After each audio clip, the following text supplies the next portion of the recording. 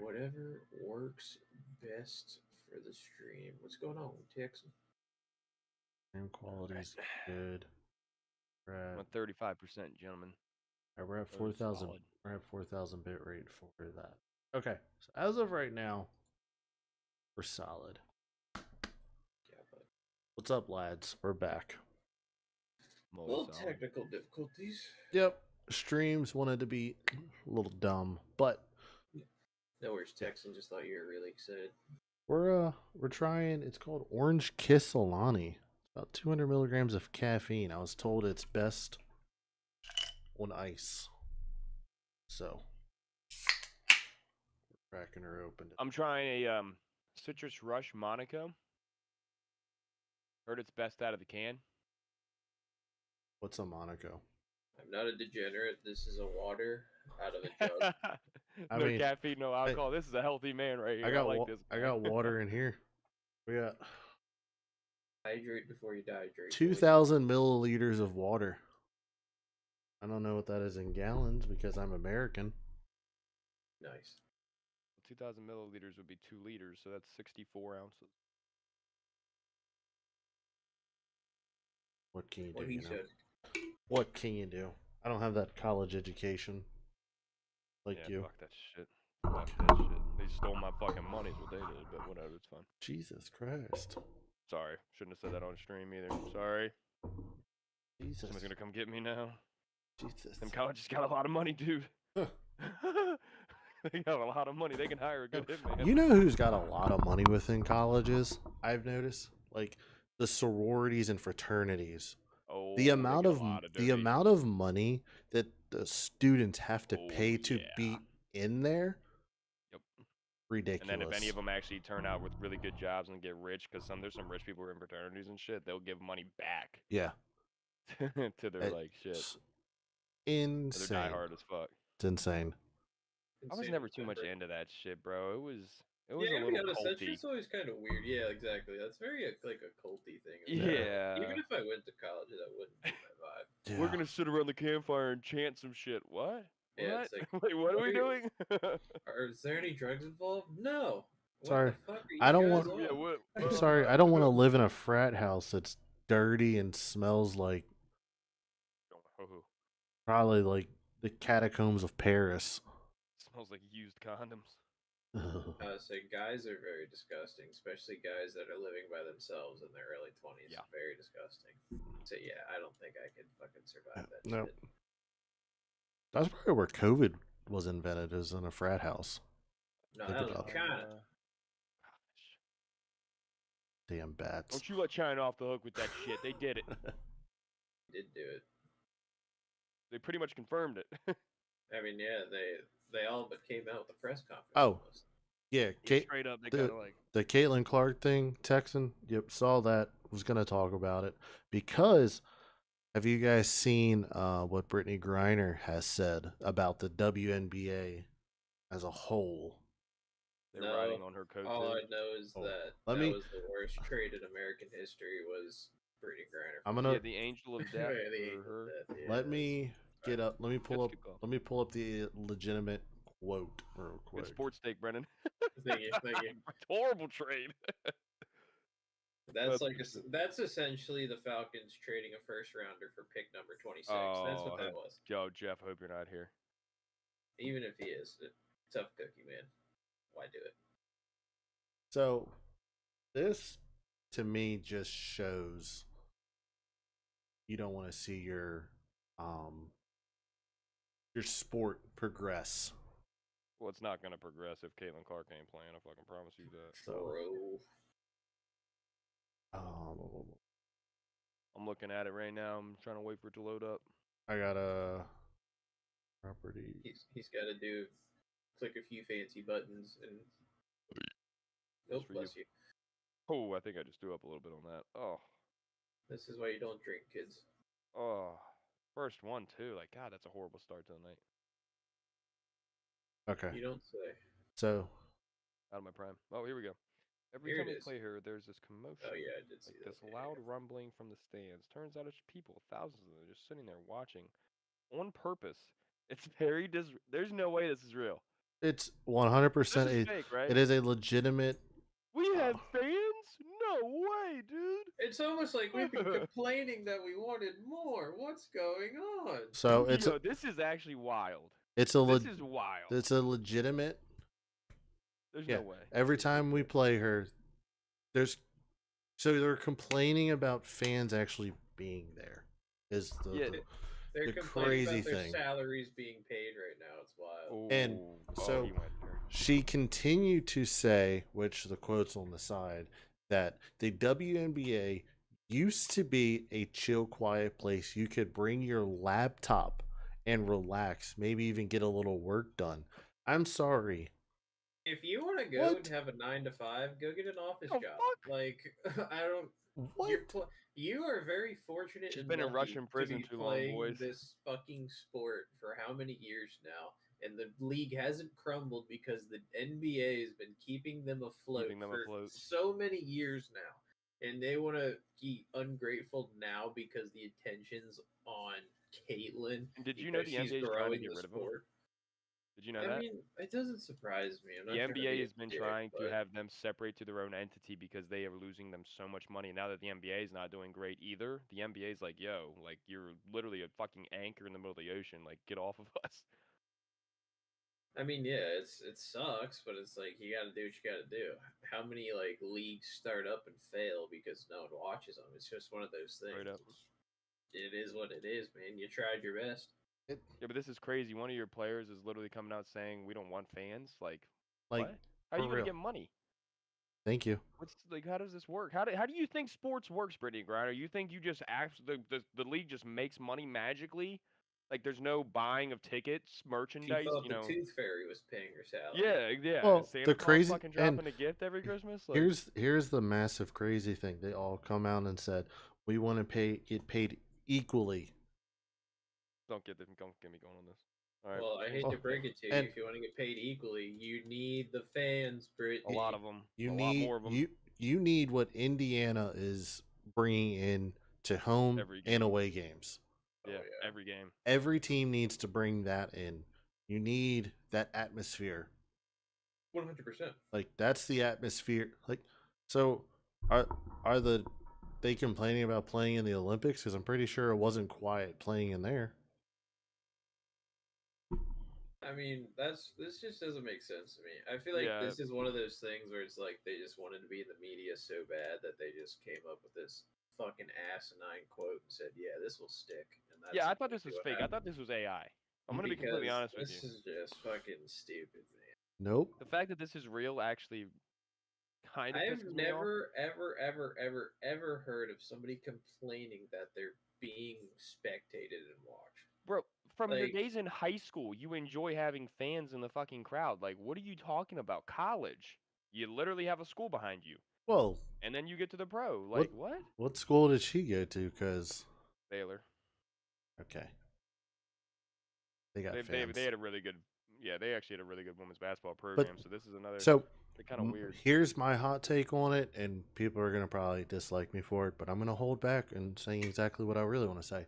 But if the commotion and the fans in the stands was coming because of, say, the Brick Queen herself, Angel Reese, we wouldn't be having quotes like this. They'd be thriving for it. We're like, oh, this is what we need. This is WNBA basketball. But because all I ever wanted was to watch her miss 5 layups in a row and get all 5 rebounds, Brian. But that's all I've ever wanted to watch. But the only thing I will shout out Angel Reese for is like betting wise. Listen, thank you. All you gotta do is just bet the rebounds every night. And all I'm saying, cash, here's what I'm saying here. Just saying. Hold on. Hey, get this, Jordan. So the other night, out of just random BS, I said, I'm gonna bet on the Chicago Sky. Angel Reese, 12 plus rebounds. Angel Reese, points and rebounds, because they don't give her an option for assist. Under 25 and a half. And her to have a double-double. It hit. She had 25 points in total because she had 13 rebounds and 12 points. Jesus Christ. So what I did tonight, I actually have a little lay going. You're betting on WNBA. It's free money. Have Dude, you not heard oh this? man. So get this. I'm gonna start putting money on random chicks. So right here, I have Angel Reese over 12.5 rebounds. That will hit because she's gonna miss 5 shots and get all. Angel Reese under 12.5 points. That's a good bet. And Angel Reese under 25.5 points rebounds. I mean, it's and then I threw a profit boost because FanDuel's been giving out WNBA profit boost. I threw one out there on it. Want your money so bad, dude. It's so funny. It's a 25% profit boost. Shit, what is it? Like $5 to win like 48 or some shit? Like that's probably not bad. It's it was plus 494. Good shit. So. All right, fuck. I mean, $10 for $49. That ain't fucking bad, dude. So I won a bet the other night, dude. I put $50 on the Pacers to win the first quarter. The last $50 in my FanDuel account, and I was like, "Fuck it, the Pacers are gonna win this game." They got choked out in Game 3, horrible choke job. They're gonna come out firing. They won the quarter by like 6 points, and I was fucking sweating. But I got like $42 from it. I was like, "Thank God." Whew. So I'm back in action, boys. I'm back to like 90, 92, 40 or something. Gotta love when plans work out. Don't even get me going because, like, look at it right here. I got last night. I threw together one. I had Shy 8+ assists, hit it. Jalen Williams 4+ assists, hit it. Julius Randle 20 points, hit it. Anthony Edwards fucked me. Anthony Edwards 8 rebounds, he had 6. Yep. Jaden McDaniels 15 points, he had 5. Yep. Couple games before that, Anthony Edwards, rebounds, assist over 12.5, he had 8. Yep. Anthony Edwards over 3.5 threes, he had 1. Last night, so you want to hear my bet now? Last night, I had a 5-legger. I had the over in the Padres game, the under in the Braves Phillies game, and the over in the Nats game all hit. I had Florida beating Carolina hit. I needed Anthony Edwards to get 25 fucking points. The dude went like 6 of 20 for 19. I was like, you gotta be fucking kidding me, Anthony. Come on. And then you lost by 30. Wasn't even a close game. I was thinking about hitting the 8.5 to fucking cover the spread because I was like 8.5, do or die situation. The Timberwolves are going to throw the bag at them. Yeah, they threw something at him, and it wasn't the fucking bag. They threw the goddamn game at him. It was like, oh, hey, just take it, 30 points. It was scored like 8 points in the first quarter. It was ridiculous. The first quarter, they scored 8 points. Gentlemen, that is a youth U7 game. No, you know what's funny is I was like, oh, I wonder what the score was when I was at work, and I just went on Twitter really quick.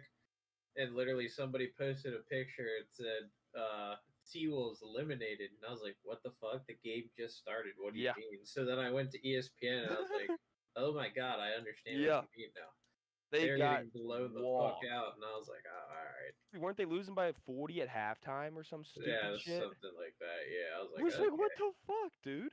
It was like 29-8 in the first quarter, and then they outscored them by like another 15 in the second. And I was like, dude, what the fuck? Like, what is happening right now, dude? It's the Thunder, dude. The Thunder Pacers is going to be cinema. That's going to be a great series. And I'm just saying, I called it from the start. Yeah, he did. Where you? I think me and Hollywood have Thunder. You have Pacers, so that's going to be a good fucking. I had Thunder Pacers in the final. Yeah, I had Thunder Celtics and fucking Jason Tatum. What a bitch. Sorry, Jay. That's messed up. He's towards sorry. Yes, he's a bitch for getting injured. Yeah, I'm so sorry. I will say, my beef with FanDuel right now, and probably any other, I need to say a prayer. And any other betting app right now is when it comes to the basketball odds. Can we just make them a little more? Because I threw together a little 4-leg, and it's only at this point plus 200, and I'm just like, dude, I'm not trying to. Have you seen odds to win the title? It's Thunder like minus 290. That's and it's crazy. Like, yeah, it's like, dude, the Pacers have been kind of cooking, and I'm with Hollywood here. even when you have football, let's say you have a fucking powerhouse team. Usually, like the most you'll get is like minus 170, minus 180 max. In basketball, it's minus 290. Yeah, and I'm just like, Like, I'm what throwing the together, I'm throwing together 4 legs, and it's $10 only when you like $30, and I'm just like, this is egregious. Like, if I'm throwing together a 4 leg, I shouldn't have to do the most obscene. Out of the like, someone score 40 points, 40 someone points. get Yeah, whatever, exactly. whatever. Somebody just get a triple double. Somebody, like like I shouldn't have to bet on Pascal Siakam to get a triple double at plus 300 odds. Like, yes, man. like so but that's a funny thing you say that, because Vegas apparently has been frustrated this year. They made a record amount in football. Like, it was insane amount of money. And then in basketball, they haven't, like, there's not been many people. Sorry, there's still been money flowing. Vegas always has money flowing, but it's been nowhere near what they thought, because they thought it was going to take a jump like football with all these states legalizing.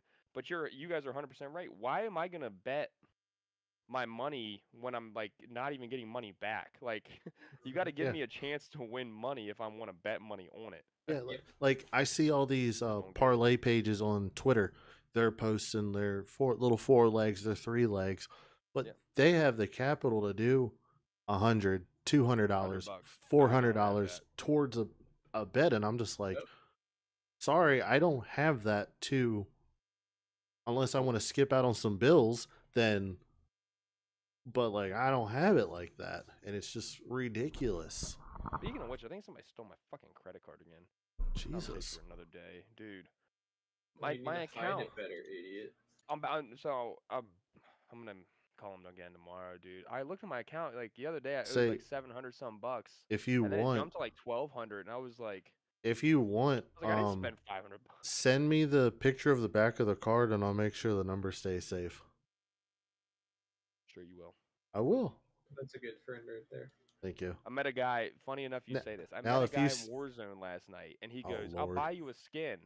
I'm like, okay. He's like, "Yeah, dude. Here's my Venmo." So I added him on Venmo. He sent me $30, and I was like, "Are you trying to Are you gonna hack me?" I'm like, "Are you gonna get into my bank account through my Venmo? Like, there's no way you just paid me $30 and I just met you." Yeah, well, you're definitely getting hacked. So yeah, I was like, "What the fuck?" I know some people who've gotten back into Apex, and some new skins have came out. One of them was like trying to jokingly said, "What do I got to do for you to buy me this skin?" to one of my other buddies, and he was like, "Man, it's a wild question. Trust me, I don't want to see your feet."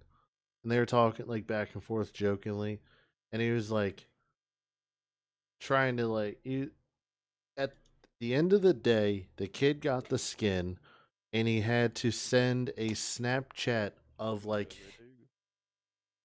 his silhouette of him, his shadow, no clothes. I'm like, that's gay. That's not it for a skin. I'm sorry.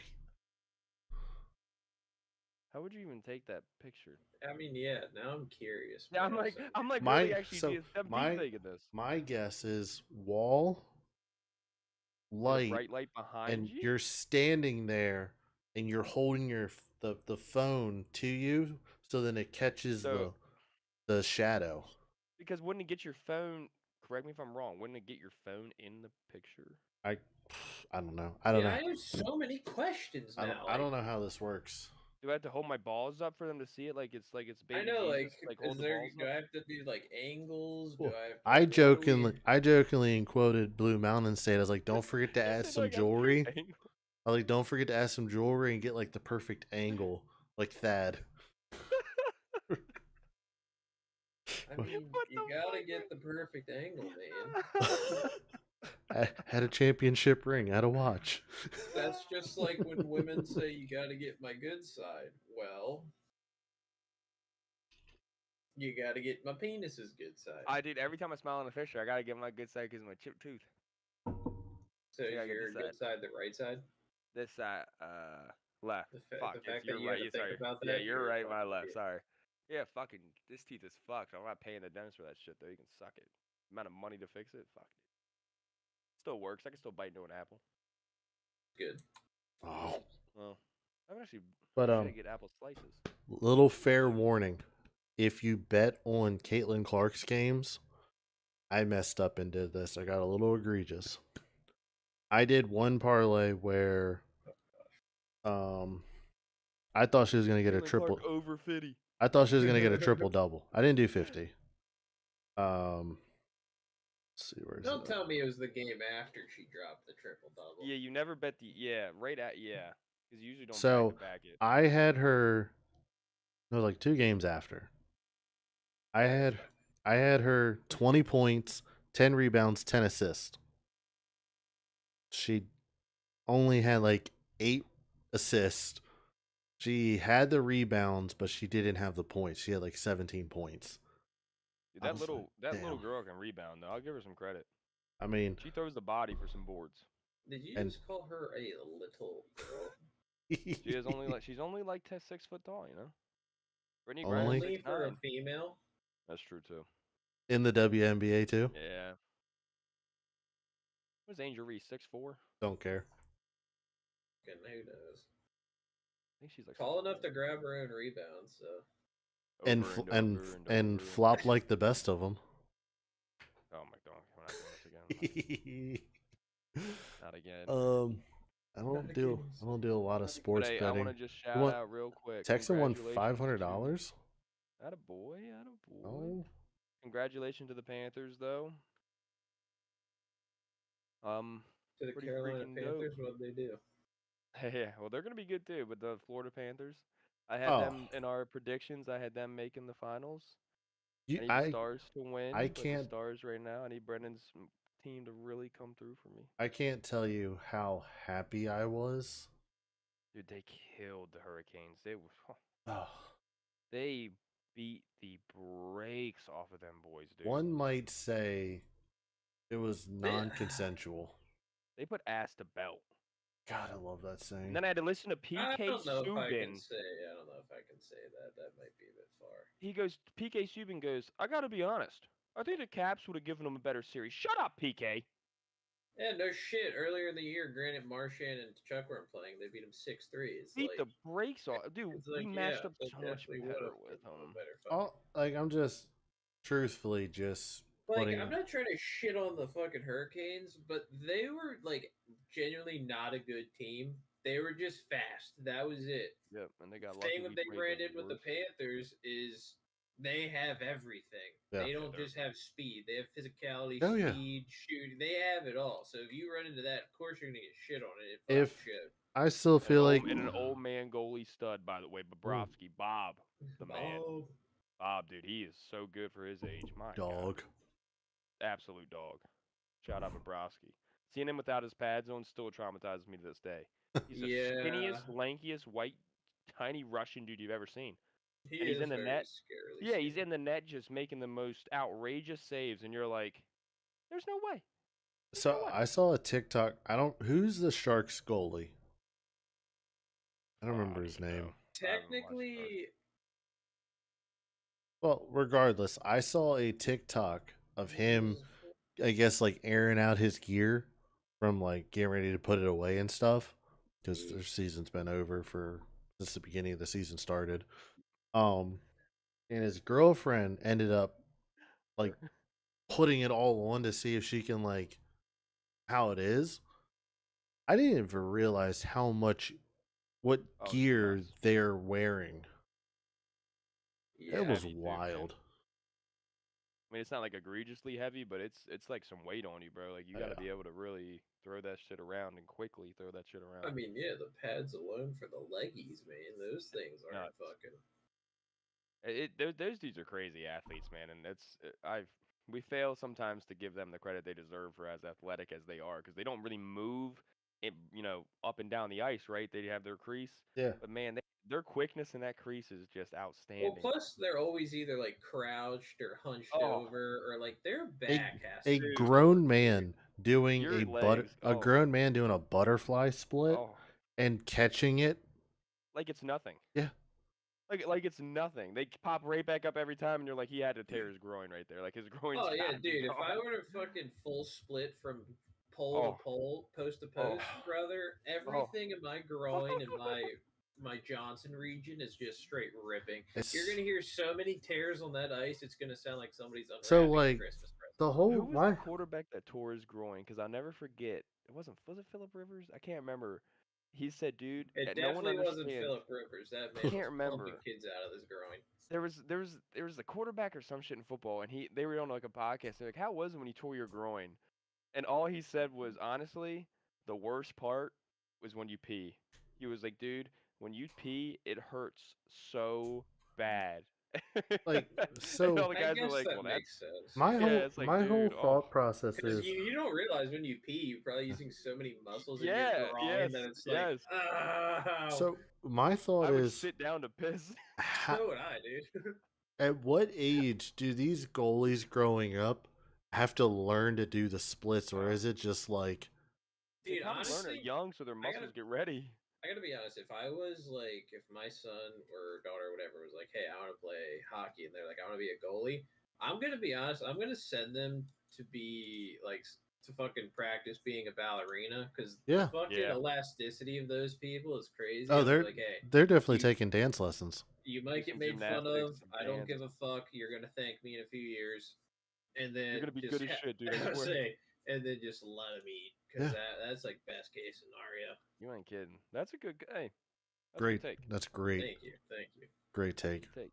Ballet, that's the word I was looking for. I Ballet. said Yeah. ballerina. Also I said ballet. gymnastics. That Oh way, yeah, very gymnastics. The You're right. agile. crazy. So that's the funniest thing, though. If you guys watch men's Olympic gymnastics, you see these dudes swole as shit, right? And they just do the craziest thing, and then they're like 5'2", Yeah, and you're like, wait, what? Like, it just throws me off every time when they show there. It's like 5'2" to 5'5". Every one of these guys, but they look so yoked. It's like you just would have never on the camera. You're like, that guy's got to be like 6'3", 220. No, he's like 5'2", 140 pounds. yeah. Yeah, It's right. It's like, okay, that makes sense. Like that makes more sense how he can throw his body around like it's a feather. Texan, to answer your question about the call, when we get on football topics, potentially we'll let you know Yes, sir. We'll let you. because we have a lot We of topics to cover yeah, that aren't football related today. So yeah. we'll and we see have a. We're definitely gonna cover some football. Don't worry. what's going on, Trigger. But I do want to bring up just real quick. Don't have to say Wait, super trigger. long on it. Trigger nub, baby. Um, Screw that guy. Am I right? Cornell, No, God no. Wow, Dude, man, they're Cornell shit so on Maryland, good. brother. They're dude, so good. the Oh ass to man. belt they gave them. Mm. Dude, did you know? So the thing that kills I me, gotta love when CJ, something starts out with "Did you know?" Because it's CJ, honestly I probably didn't. no, so well, you're gonna know the first one. CJ Kirst, obviously, if you guys watched lacrosse, he tied the single season goal record with Lyle Thompson and the dude from the early 2000s, Joe Kramer, or something was his name, but 82 goals It's in yeah, it's ridiculous, dude. one season. If you guys don't play lacrosse at a college level, right, which none of us did, but we watched it our entire lives, these guys are pretty fucking good. Yeah, And you are scoring. You play like 18 to 20 games max. You have to average damn near 5 goals a fucking game they're to score arguably they're 82 in a season. college, especially D1 college, is arguably That's the insane. best lacrosse players in the country. Yeah, and the one guy Oh, literally was the Q Hesnick, the commentator, said it best. He's like, then don't get it twisted. He's like, this is their best player. He's getting the best D pull every game, and he's getting a quick slide every game. Damn near double teamed every fucking game, and he's still dropping 4.8 goals a game. a game, That dude. It's that is insane. that Could is he? oh my god, Could he be the next Paul Rabel? dude. He was the first overall draft pick. The dude's a stud. And then the worst part is Goldstein, whatever it's Gold Stein, so Yeah, yeah, Steinstein, whatever. The kid's a sophomore, and he's 145 pounds and made Maryland's 6'3" D poles look like they were on Uh, skates Maryland's the D entire poles, fucking and game. don't even get me started on their Maryland's attack. Oh, They were their getting offense is pushed. They were horrific. getting pushed around. In the weakest part of Cornell's team, every pregame prediction, if Maryland can abuse their defense, because Cornell's defense wasn't bad, but they weren't great. So Yeah, if Maryland wanted to win, they had to abuse possession and score. Cornell's defense looked better than fucking Maryland's, who's number 2 in the country. They made truthfully, and pretty much Jordan and Brendan will understand this, but around us or where we're from, that was kind of like watching Northern or Huntingtown against like Stone. McDonough. Yeah. That's how Maryland played in a way of like how McDonough, which is horrible at lacrosse. And so Cornell's a face-off guy, is a stud. He had never lost more in the game than he had won. Like he was 4th or 5th in the nation. Keep going. I'm going to the bathroom. And the dude from Maryland stood on his head and actually won quite a few face-offs. And our attack would just throw the ball away. We had like 10 turnovers. We were 3rd in the country for least amount of turnovers. And got careless, man. The biggest stage, they got careless. It was. Me and my dad were talking about it. They almost the best lacrosse state ranked is still Maryland, and they made a bunch of Maryland boys play scared, straight up, man. They played scared. Like some of those dudes, and they're studs. Don't get me wrong. The guys that play for Maryland, I respect the hell out of them. They're very, very, very, very fucking good players. But man, they did not, like you said, man. It's almost like a deer in headlights that whole game. I mean, they made mistakes I hadn't seen them make all year against great teams, and I was shocked. I didn't think they would win, but I didn't think they'd lose like that. If that makes No, they were definitely the underdog Texan. I mean, but they were a good team. Don't get us wrong, but they were definitely the underdog in the Cornell matchup. was so good. But Cornell's been number 1 like all year. Like the last half of the season, Cornell was number 1. They were so. But good. It's just something that, like we said, Maryland played careless. They didn't protect the ball. They didn't play good on defense. It was just bad. And if their goalie doesn't stand on his head, they lose by 10 goals, by the way. Yeah, I'll say, shout outs to the goalie for McNaney keeping them into the game. Hooking. I felt bad for him the whole time. He's a senior, kid's a stud, and he's playing on his fucking head. Yeah. His defense is leaving him out on an island. It's like Custer on the freaking hill, dude.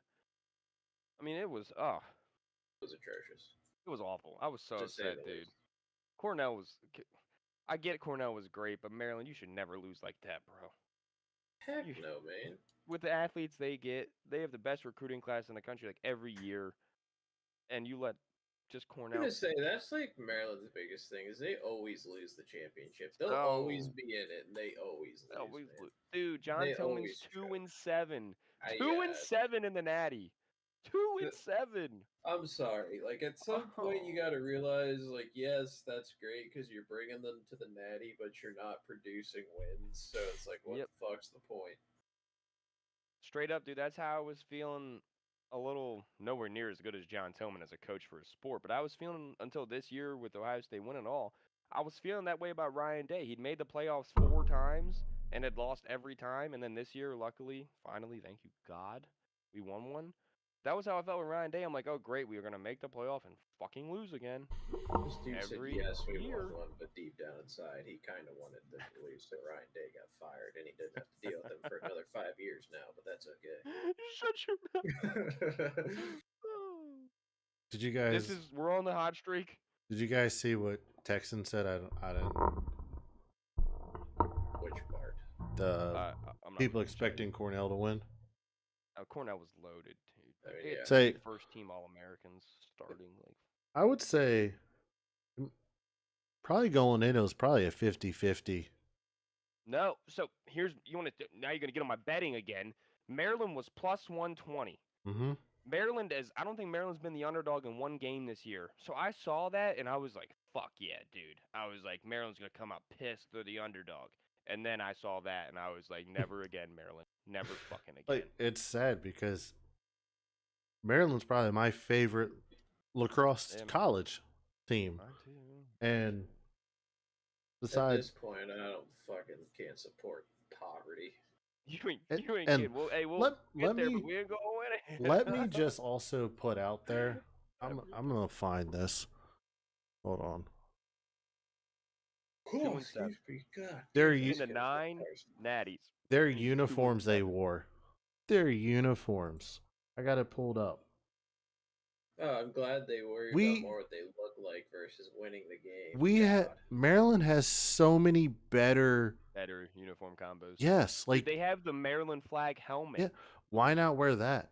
Come on, you at least would look swaggy and get your ass whooped. Yeah, and like the Maryland flag shorts that they used to wear and stuff, like that's Texan. Yes, they're if blacks the team, with the Maryland. Oh yes. If the oh my team god. is the plus, then they are the underdog. If they're the minus, they're the favorite.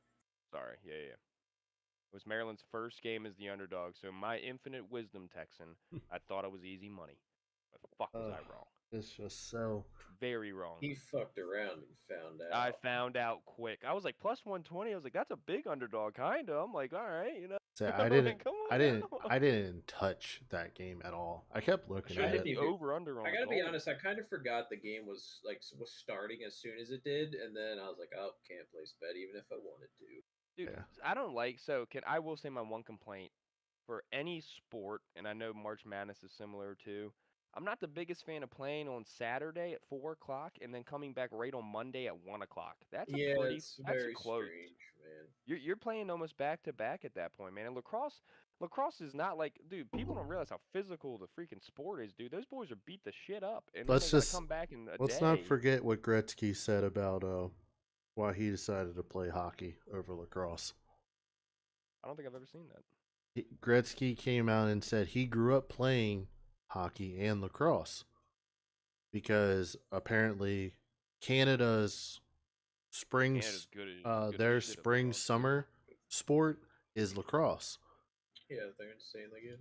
He said, "Yeah, they're nuts." He said lacrosse is so physically demanding. Hockey was easier to play. Yeah.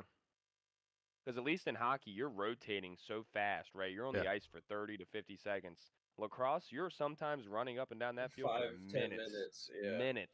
Yeah. Especially in the fourth quarter when you have to, I hate to say, the one middy's like, sorry, guys, you better get your ass back out there. Yeah. Like, we got to win. Like, I mean, no, you're the one for a reason. It's an important game here, boys. Yeah, hey, sorry, guys. Yeah. Texan, it is a brutal sport because if you think about it, really, the only safe person on the field is the goalie unless he comes out of that crease. And he's taking 100-mile-an-hour shots to the fucking dome skis the entire because game. Attack, the arms, the legs, the fucking chest. Because no pads safe for him, whatever. Because when it comes to attack, your main goal is to score, but you're also getting the shit beat out of you with a long stick, and you got to deal with like double teams and stuff like that. Middies, you don't really have to deal with long poles that much. You still do, but you're also running the entirety of the field. Yeah, playing offense and defense at a full sprint. There's not much jogging. And you're also there to score. You're also there to stop shots. And defense, you're gassed. You're chasing people the entire fucking game, bro. Defense, you gotta make sure the middies of the other team don't score, the attack doesn't score. The ball moves at certain levels over 100 miles an hour, easy, and it's like a hard rubber ball. Their passes go upwards of like 75 miles an hour. When they're zipping it, dude, the pass is damn near a shot for like a high school team. I mean, it's them boys in D1 are next level, man. And you're getting hit by who's the kid on like Notre Dame who plays football as well? What's his name? Oh, the receiver. Yeah. So Notre Dame's football team has a wide receiver that plays lacrosse as well in the spring. He had 3 catches, I think, in the Natty. Oh God. I forget his name, but a mixed kid. He plays both sports, and truthfully, both sports are very physical, especially at the D1 level. He said lacrosse's physicality gets him ready for football season. Yeah. Like, that's literally what he said. He was like, dude, I'm in better shape than everybody else because I play lacrosse. Because if you think about it, when it comes to lacrosse, the only protection you're wearing as like a midi defense or attack is your elbows are protected. You have gloves on, and you have shoulder pads, but Which you cut into the smallest pieces because you hate the shoulder pads. Yeah, like they have like flaps like football, but you just cut those off and then you just have literally like a tank top. Yeah. It ain't no protection. The shoulder pads, you might as well just not even have shoulder pads, dude. So you're the entirety of from like here, maybe about here, open for hits. Yeah. You got a good chunk about depending on how big your arm guards are, you got about that much. Yeah. And it differs. Every player prefers a different. Usually, the attack guys wear the long ass elbow pads because I did. people are beating the shit out Say of them. I But the wore middies a lot wear the little chode pads where it's say literally like just your elbow. I wore mine was probably from here, and it almost touched my gloves in a way. And then like middies are literally just like an elbow pad, and defense is probably the smallest thing out there. Yeah. And when you get up to D1, those D poles are so good, and this is the worst check you'll ever get. Like Brian just said, you'll be covered to like here, and you'll have about 4 inches of your wrist showing. And when you get to those high level kids, they will hit that tiny fucking spot. And they have the timing down to where if you're curling and your glove opens up and they just smack it one good time. Dude, it's like a Charlie horse on your hand. You're like, yep, all right, my bad, dude. It's crazy. And some people wear cups. I never wore a cup, but most people wear cups. Yeah, I stopped wearing a cup for sure. Dude, if you wear a cup, you're not able to run. Chafe like a motherfucker, dude. Oh. Except for goalies, the goalies did wear. Say, I did know my best friend was our goalie, and he was like, he took one shot for me to the nads, and he's like, I need my cup. Me and Dad always make sure as a goalie not wearing a cup is diabolical. Yeah, dude, there's kids that have like literally lost their fucking nuts because they've ruptured and have like internal bleeding off of a shot. So now we can't physically go and grab their fucking dick and make sure they have a cup on, but we have to literally go to them and say, hey, knock on that motherfucker, and the kid will knock on it. I'll say, or can you just take a stick and be like, tip tip? Well, I guess we could do that, but I say knock, and they knock. Because they know it's a legitimate rule now, dude. Like kids have seriously gotten themselves in. Like, for example, goalies, they literally wear gloves, a chest piece, cup, regular helmet with a chest throat thing. Guard though, yeah. That's it. Throat guard is all their arms are exposed, their legs are exposed, and they're using their entire body to stop these little hard rubber balls. Because I remember that practice where I underhand shot it. It bounced off the turf at North Point, and it went up and like had a nice backspin and smacked him dead in the nuts. Yep. And he's like, "I need my cup. I'm done." I think he threw up too. Oh yeah, dude. There's been kids that have had internal bleeding.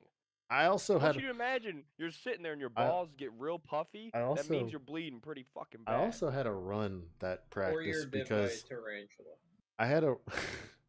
We're the Millers. But I had to run that practice because I hurt one of our goalies, and Solahov was. That's sacrilege. It's almost like hockey. You hurt the goalie, your ass is grass, dude. And it was like I wasn't even trying. He just didn't have his cup on. I was just shooting. I say that's a him problem. Well, it's like So Solahub. I don't want to throw out names, but Solahub was our coach. He never wanted us to do full speed shots during practice. Yeah, you try to save him for the game, man. Even without the goalie in there. Oh, what? Oh, dude, if I sat you down and told you about how our practices went, yeah, that's horrible. You would understand. So our practices were led for about 45 minutes by the captains. First off, I wasn't captain. It was fucking bullshit. It was the cocksuckers that were captains. Tell me how you really feel. You don't want me. Fuck Ray. Don't like that kid still to this day. He drove a fucking Mazda 6 to school. I drove a Mazda. Yeah, you're kind of a pussy. I like you better, okay? This guy was allegedly our best long stick. Couldn't fucking stop a fly. But because he played travel lacrosse. All show, no blow. Literally. Oh, never mind. That actually came out really wrong. I was trying to think of 2 words that rhymed. But our warm up consisted of the captains stretching us for 45 minutes. They didn't want you to pull a muscle, Brian. Was it like sexual stretching? I Hey, think I let me push your leg back for you. I sat there. I was like, I'm ready to go. And then we went into then we went into like passing stuff, and then we went into we didn't really do much situational stuff. Well, that's not good. Where's your problem? Yeah, we did a lot. Is like one of So those situational we did a lot ever. more passing, and we did a lot of conditioning. Well, at least you didn't get tired. You may never won a game, but yeah, you never got tired. We did win, and I got a hat trick against Westlake. That's like saying you got a hat trick at like the fucking Special Olympics. You can't say that. I was gonna say that's like a Make-A-Wish game. Like, say I also did score against Calvert. There you go. That's like scoring against D2. Say I remember that was a good one because still ain't Huntingtown and Northern right there, man. Calvert was like the step. Say Calvert was a good one because I remember I was back of the crease because we were just I forget, it's probably Connor who missed his shot, and then I was the closest there. But ran around the crease, jumped through the crease, and scored. Very hyped moment in my life. Did not score against Northern because I did more talking to the deep holes than actually playing. Huntingtown was the same way. I did go in the penalty box because I hit their goalie illegally. Shouldn't have ran out of the crease. Sorry, not sorry. But Tucson, I think it was the same thing as Northern. We kind of just stood there and talked to the deep holes. A lot of standing. Those Calvert games. Didn't have to watch. What are normal drills for lacrosse like? Where do you want me to start? Jordan, would you like to say your father's favorite fucking drill? Mash or whatever. Wasn't it popcorn? Well, he called it, dude. It's the 6-man pass. So he what do you call it? Mash maybe he called it because he would start ketchup. Remember burger? Buns. Because all right. So Texan, you have 3 lines one side, 3 lines the other side. The ball starts top left essentially. You pass it down, they pass it diagonal, pass it down, pass it diagonal, pass it down.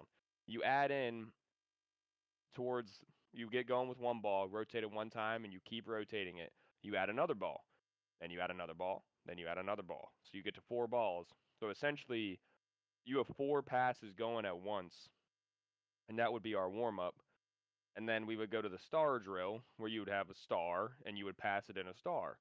So needless to say, my father at the time of youth lacrosse, because we actually were really fucking good, and he, I guess, thought we were going to fucking, go D1 at this point. If we dropped the ball, we had to do a lap. And not just any lap.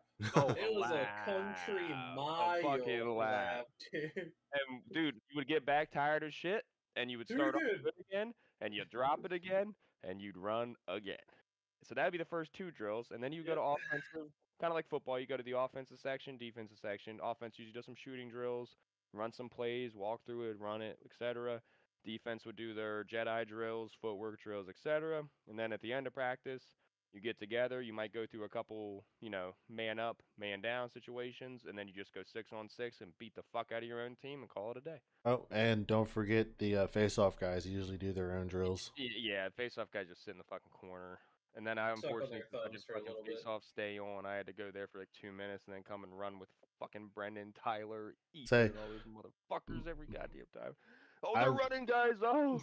I will say the enjoyable part of our practice was when we did shoot, and we we like only 50% we actually got to play the sport of lacrosse.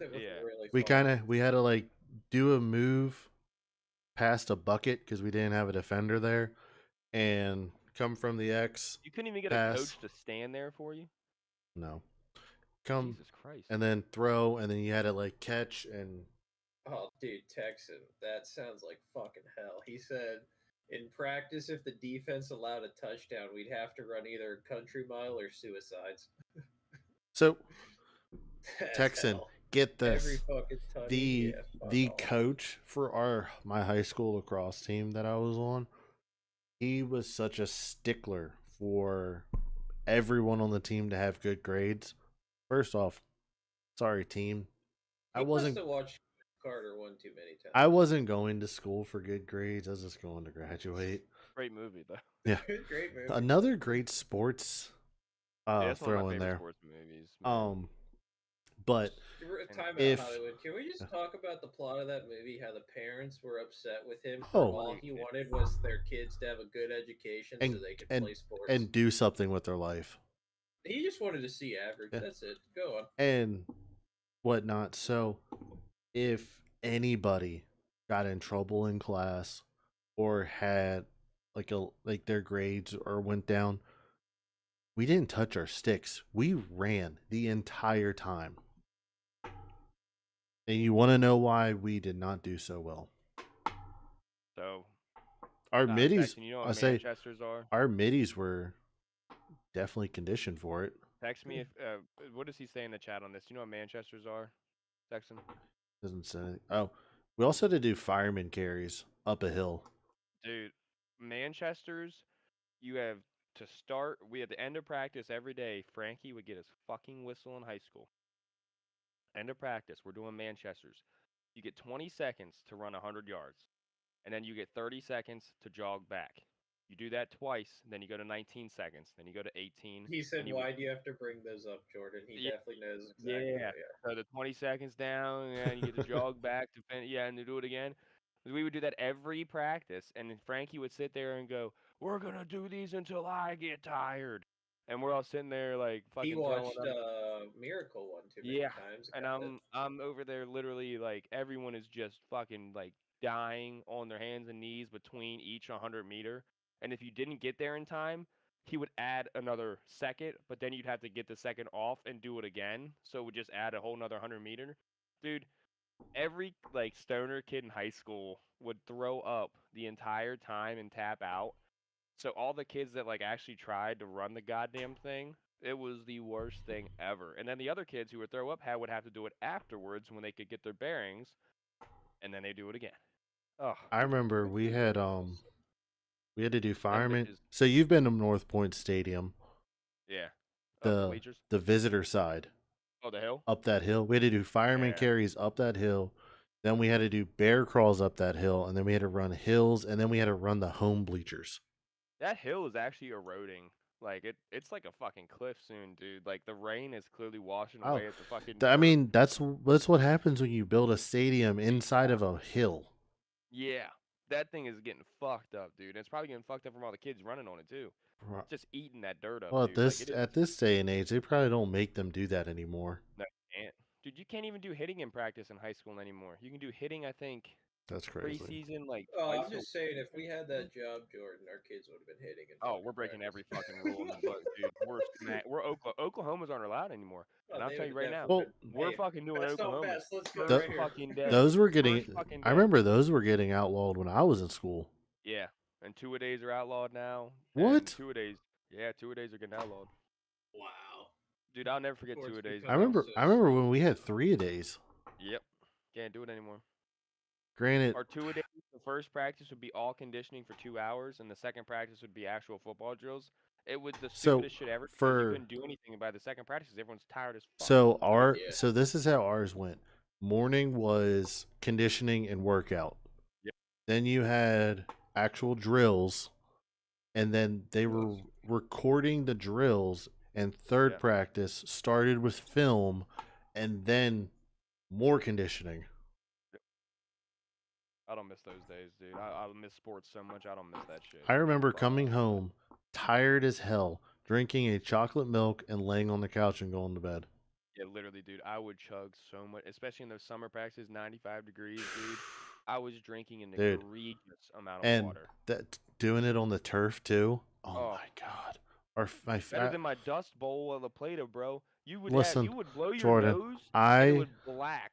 I would have much rather been on regular grass. That'd be nice. Than that turf grass, that was, if it was 90 out, the turf was like 140. Yeah. Yep.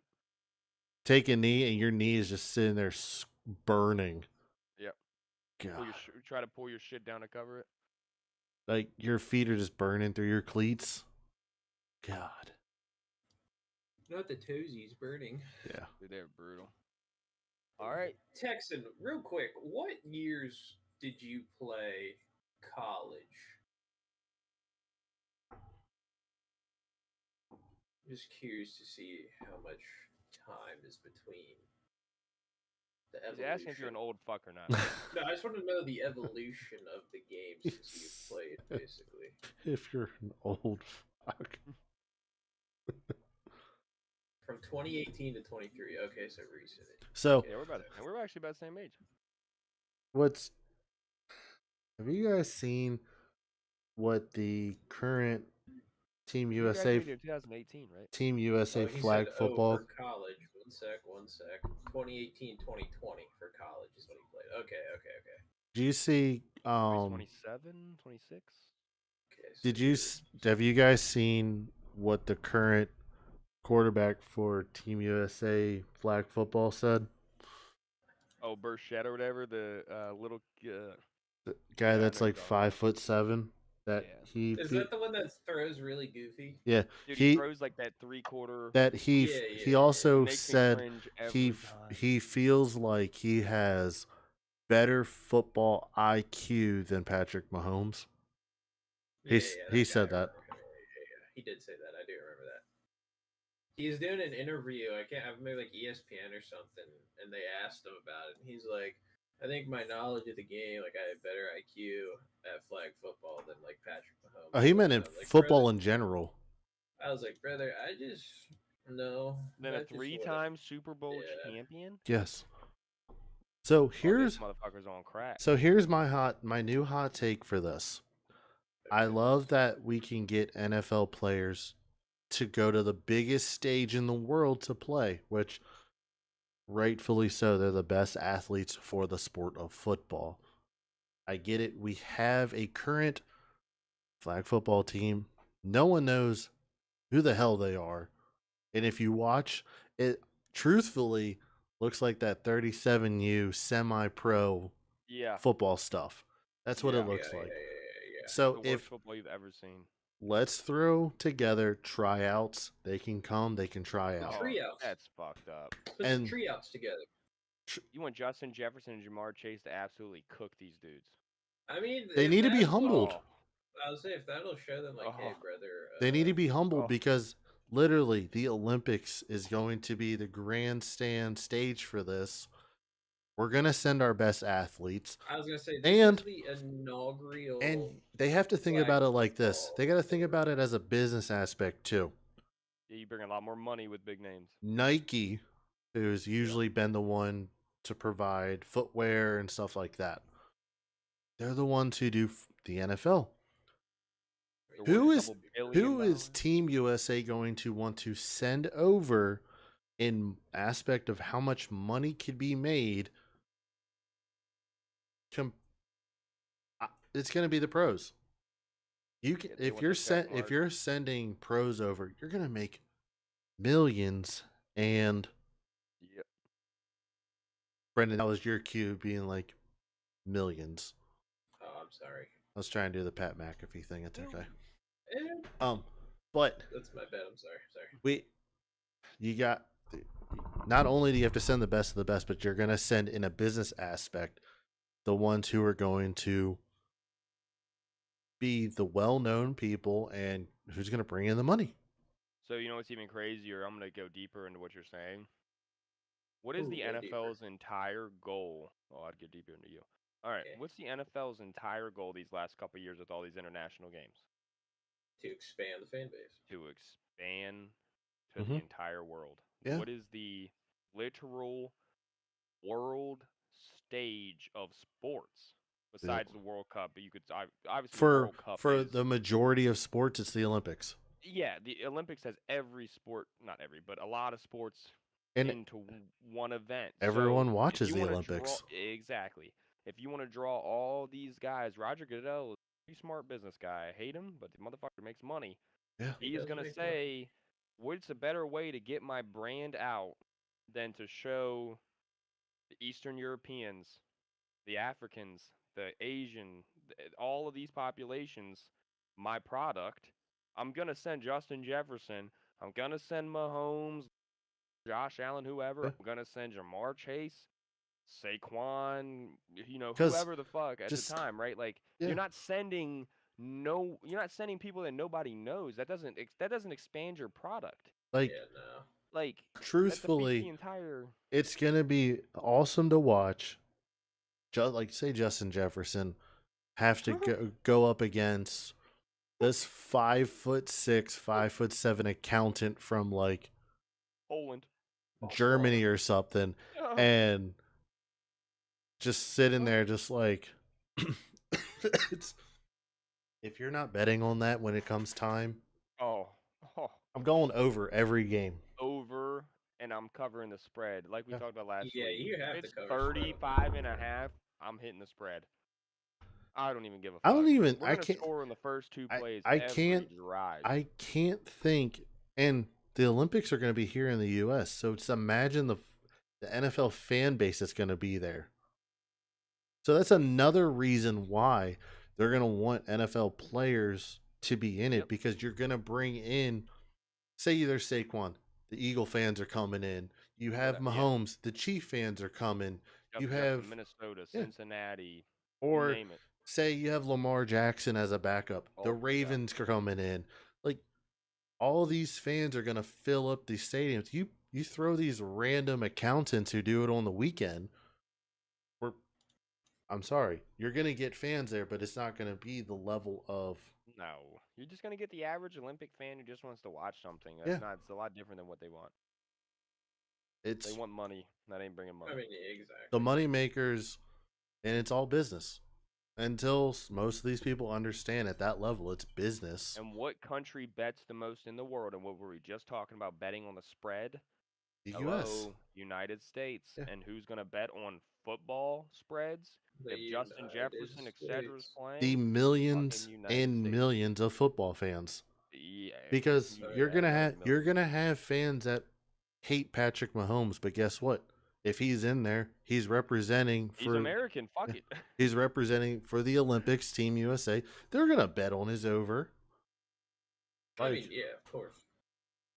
7 touchdowns, over. Exactly. Yeah, right. It's just... It's going to be like their spring ball, no pads, just practicing. It's 7-on-7, dude. Yeah. Which they do in OTAs and minicamp like the entire fucking time. I hope to see like Saquon jump over somebody. Oh god! I mean, dude, like you said, imagine they're playing China. All those guys are gonna be like 4'8". Or you can easily hurdle those motherfuckers. Here's my other take at this. Like, you tell me I'm fucking wrong. What if Roger Goodell and anyone else who wants to bring it up? What if we, not obviously this Olympics, but maybe the next Summer Olympics. 5-2, okay. What if we had a Team USA, like actual football team, and they actually played American football? That's asking a lot. I don't. You want people to die? I'm just saying, like, you want to make money, brother. That'll bring in some money. We would break backs and necks. It's not my problem. And necks. Oh my god, dude, you're asking for lawsuits. Then all the other countries would be like, fuck you guys. Now, if they did that, what's the dream team for offense? Are we going for 2028? So 2 years down the road? No, say this. They see flag football does fantastic. They're like, how about we do legitimate football, pads and everything. That way, we don't really care about flag anymore. Bringing back the accountants and stuff. But like the pros suit up and we literally play football. So the Olympics are in 2028, though. So are we gonna fast forward 3 years? Yes, and do after people's ages then. Yeah. Okay, so I'm gonna go quarterback Matthew in 3. Stafford. 40. I'm gonna go Jaden Daniels. In 3 years, Jaden Daniels would be 27. Lamar will be like 31 or 32. Josh Allen will be like 32 or 33, and Mahomes will be like 33 too. Yeah. So they'll be a little older. I don't know if I'd see them doing that to risk injury at their age. Jaden Daniels might do it, so maybe a Jaden Daniels for quarterback. Running back in 3 years, probably Jahmyr Gibbs, because he'll still be like 26. Mm-hmm. Receivers, Justin Jefferson, Jamar Chase, they're both like 25 years old. 3 years will be 28. They're still young. Offensive line, left tackle. I'm going to start right tackle. I'm going to go Joe Alt, the kid from the Chargers who's a rookie last year. 3 more years, he'll be absolutely disgusting under Harbaugh. Nasty. Yeah. Right guard, I'm going to go. This is going to be a controversial one. I'm going to go the rookie the Dallas Cowboys just picked because that kid's an absolute unit. And in 3 years, I have a feeling he might be even better. I didn't like to pick at the time for their needs, but he's a freaking stud. Center, I'm going to go the kid from probably the Ravens, Linderbaum. He's like 25 right now. Yeah, he's young. He's grow. Left guard, I'm going to go Trey Smith, the kid from Kansas City. He's 26. He'll be 29. Yeah. Left tackle. Hear me out. Christian Darrisaw I was Minnesota. gonna say the kid the Patriots just picked up. Ooh, Campbell. Oh. Yep. That's a good call. I'm gonna go Darrisaw because he was a Pro Bowler and he's 20. I believe he's looked that up. He might be 26 right now, so 3 years will be 29, so he'll still be young. And like I said, receivers, obviously Jamar, Justin Jefferson. Tight end in 3 years, Brock fucking Bowers. Brock That's Bowers. Not even a question. Brock Bowers. And then if you want me to really get down and dirty on a third wide receiver, Jeremiah Smith. I'm gonna go. You motherfucker! I was gonna go him and Malik Neighbors. One of those two. The Jeremiah Smith in 3 years is gonna be his second year in the NFL. Oh, I'm gonna come. The rookie that the Panthers just picked up. I can't pronounce his last name. McMillan. Yeah. McMillan. Yeah. Well, if Jefferson or Jamar says no, that's a pretty good fucking option. Throw him and Malik Neighbors together.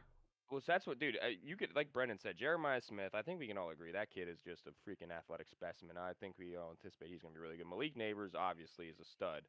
The one we're leaving out that I might put in is Brian Thomas Jr. from Jacksonville.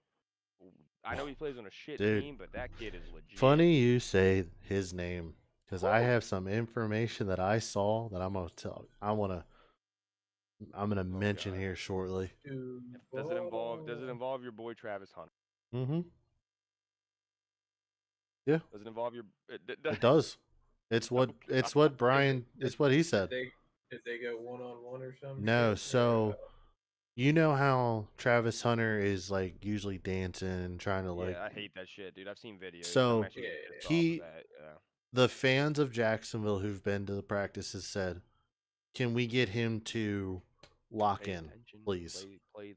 Can you actually pay so attention? Brian Thomas came out and said, "Leave that Colorado shit in Colorado and lock in." This is an LSU guy, by the way. Better college, better everything. Yeah. So I would definitely listen to. He said, "We need to lock in and leave that going for clicks shit in Colorado." Did he actually say that? Mm-hmm. Wow, that's a bad sign for the Jaguars. That's some early beef, dude. Between arguably your best player, in my opinion, and Brian Thomas, saying that to your number 1 overall draft pick, a number 2 overall pick. Yep. It's definitely what he needs, though, because obviously no one's fucking told him to fuck off. So don't listen to Dion. You're not fucking Dion. Focus up and play fucking football. I hate to say it that way. But so my whole question with it now is this: he's so used to having full access to kind of vlog and stuff like around the facility. There is no way in hell the Jaguars just gonna let him vlog around the facility. I wonder what kind of restrictions they had to put on him to be like, listen, we know this is what you do, but you're in the big leagues now. You can't be just vlogging around the facility. I mean, yeah, some shit they don't want leaked, some shit they want to keep private and everything. So it's What was like, the dude? What was the dude, Brennan, that accidentally posted a picture of his team's playbook? You remember? yeah, that was. He posted a picture or a video, and it had literally all of the team's audibles and calls on the fucking board. Who was that? I Yeah, remember exactly what you're talking about. I just don't yeah. remember what it God was. damn, I'm gonna go crazy. Wasn't it? Didn't Jameer Gibbs do that by accident? Yes, it was Jameer Gibbs. Yes. Thank you. Because it was it was on a Gibbs. whiteboard. Yep. Because he was doing With a all of the TikTok calls. dance, Yep. and it was right behind him. Behind him, yes. And all Dan Campbell came out the next day and said this will be handled in house. Yeah. I was like, oh my god. Well, what's wild is it didn't really help I forget who they played the following week, but it didn't help them at all. No. Dude, they were just so loaded. They're still so loaded.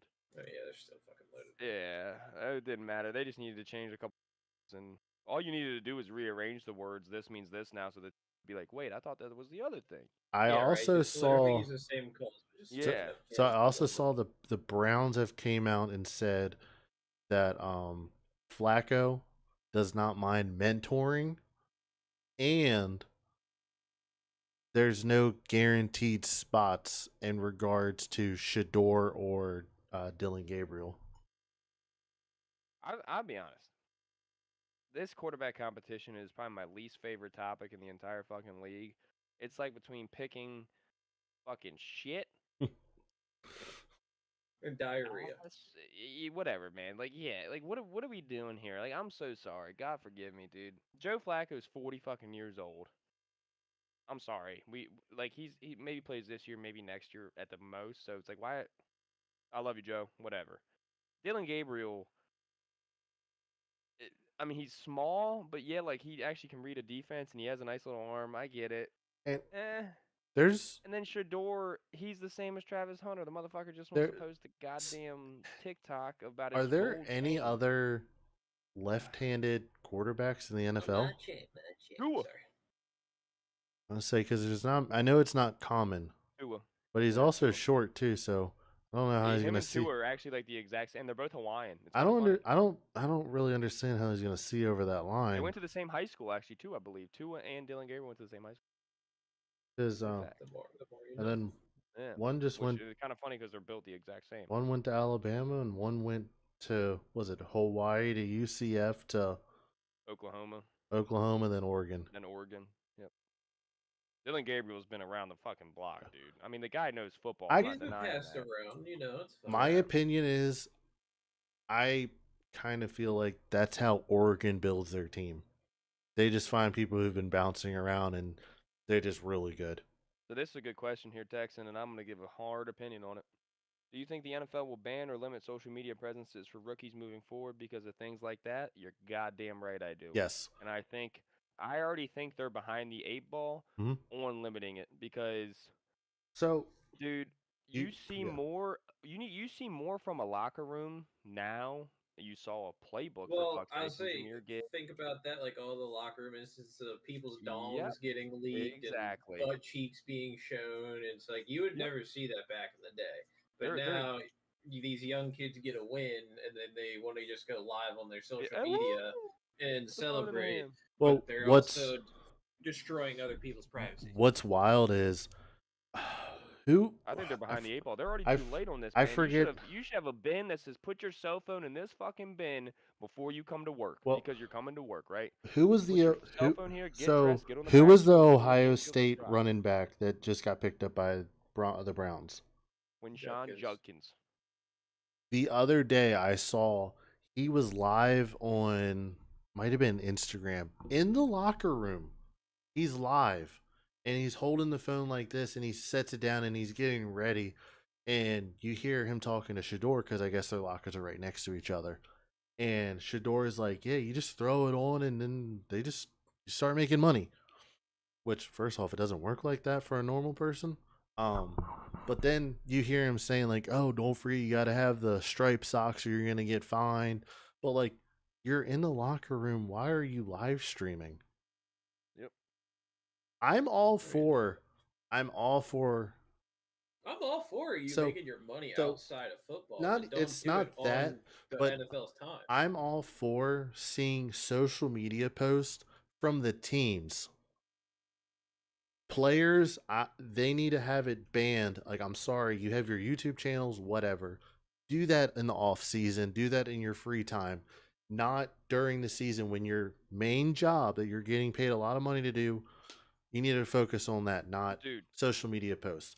there's social media Hire teams of these teams hire get someone paid good else. money too. Hire someone else as a player. But what I have found great enjoyment in, I now follow the Browns social media. I follow the Patriots, the Chargers, and all, because I think the Jaguars too. They're showing the process of a rookie coming in, getting fitted, and they're going over like, we literally have what helmet they've worn last year. We know what their cleats are they wore last year. We know their preferences on this and that. And then showing them actually standing on the thing, making sure they have the right cleat size, and like making sure they like the helmet. And if they want to change helmet, they show them actually doing the scans of the head, and like, do you want a visor, do you want no visor, do you like this face mask? I enjoy watching that. Yeah. And then like It's seeing personal. and then seeing clips of like them at like a practice, like just someone launching it and just like doing fantastic and everything. I find great enjoyment in watching that. Now, And that's what the guys posting that on those accounts are paid to yeah, do. Those are the literal social media guys paid by the team to get content for the team. They're yep, not going to post something they can't, a la the playbook. yeah. They're not going to post inappropriate shit. There'll be the Falcons guy and maybe fuck up and accidentally post 28-3. That guy's getting fired probably. Great picture, though, buddy. Great picture. Poses, um, but that's the worst moment in Falcons history. Texan. I haven't seen that on the Iron Sharpens Iron episodes on YouTube. I've been seeing a lot of TikTok lately.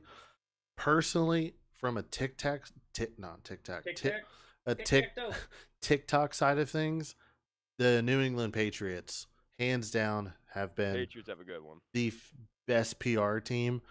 Their equipment stuff is amazing, and it just, every video is kind of like a rewatch. It's a minute long, but it's like a rewatch because you're just like, so much is happening. You're learning so much. Kudos to the Patriots for that. My personal favorite PR team, because his name is Jerry fucking Jones, is the Dallas Cowboys. Doesn't even post shit on social media, but you can't take your goddamn eyes off him. Could Gets you 1 million imagine? views in a minute. Could you imagine I if? hate the motherfucker, but he knows how to get publicity. Could you imagine if Ah, Dallas did have a PR team that did oh, stuff like that? they would say, Jerry, shut the fuck up.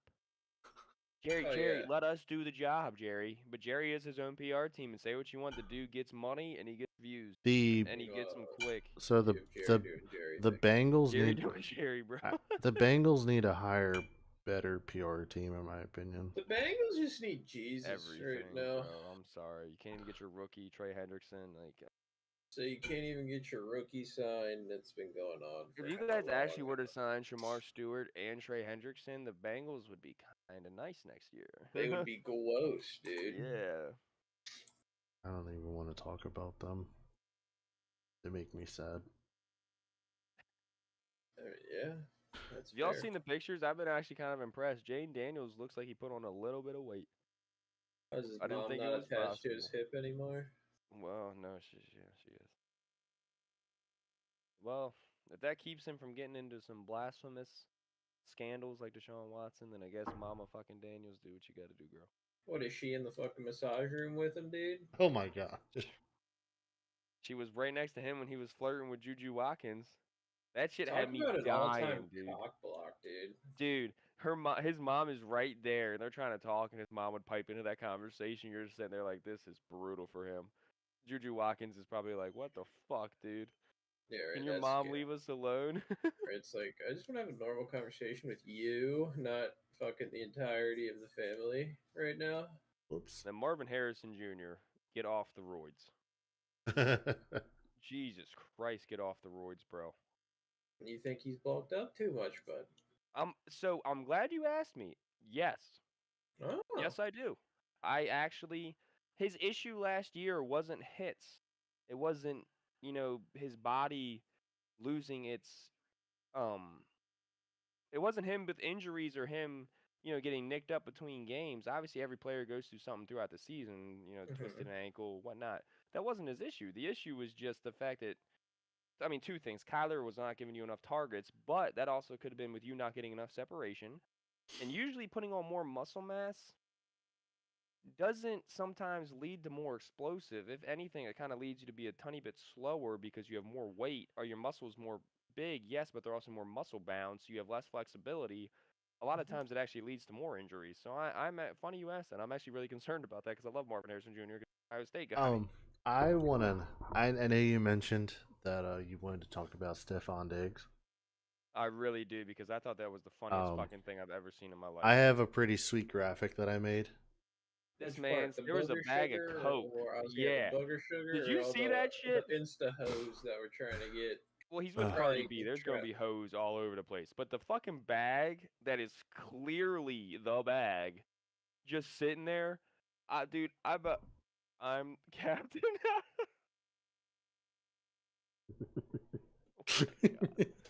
Oh my god. I mean, Brandon, he's no longer allowed to do graphics. Jesus. Yeah, if anybody were hiring a new graphics guy, holy shit, the Blue Jays are winning 12-0. Good God.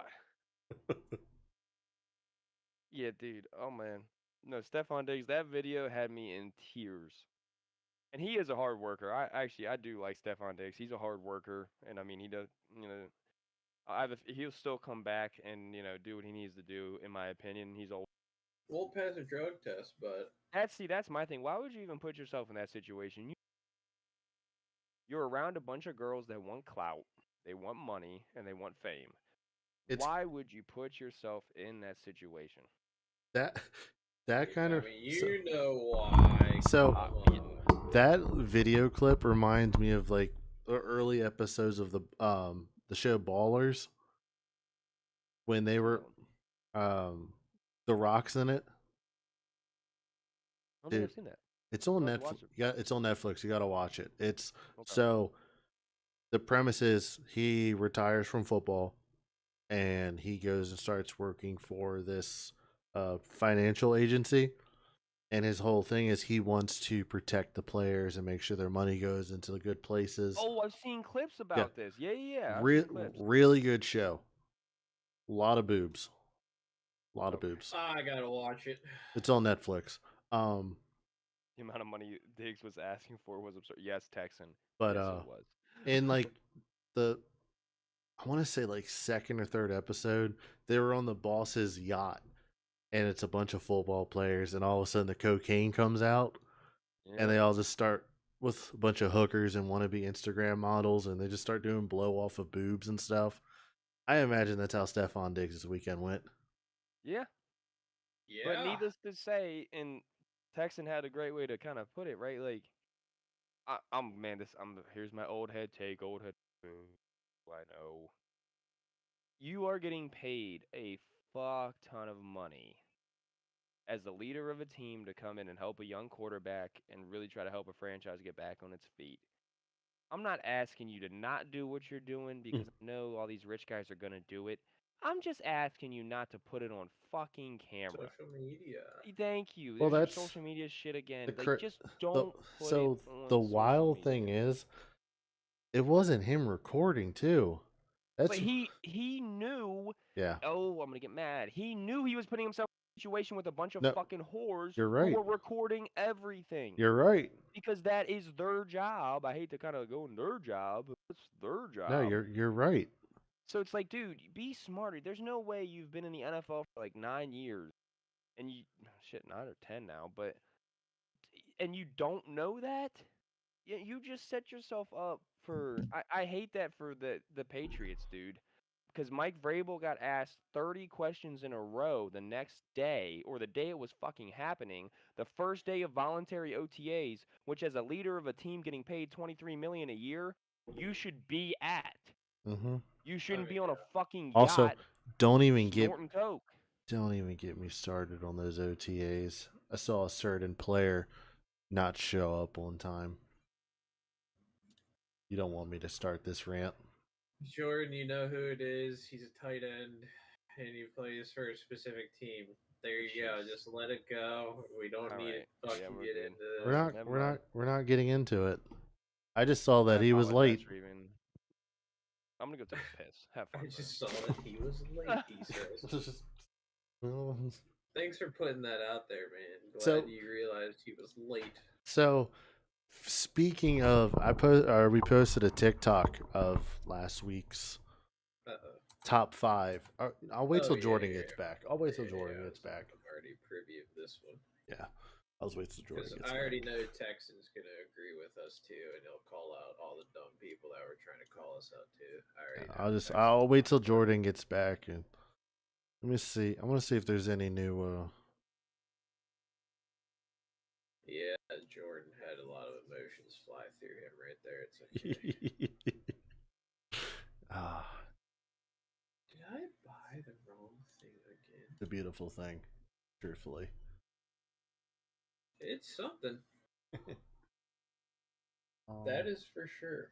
This Stars game's been pretty fucking good, man. Oh my god. I just found a meme that someone made. Hold on. Oh god. That could be bad. This kid needs what is this? Someone tried to say Stefan Diggs tweeted, "Can't even pass out Coke for hose on a boat no more. This league is Charmin soft." Oh that's crazy. God. That's actually crazy. Oh my god. See, Texan, he'll die on that hill. Oh my god.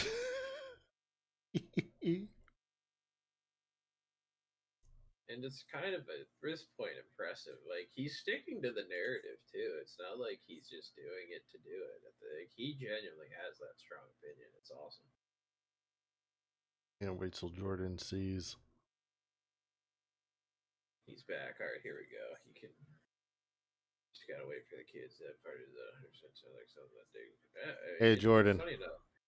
What's up, brother? Apparently Stefan Diggs tweeted out, "Can't even pass out Coke for hose on boats no more. This league is Charmin soft."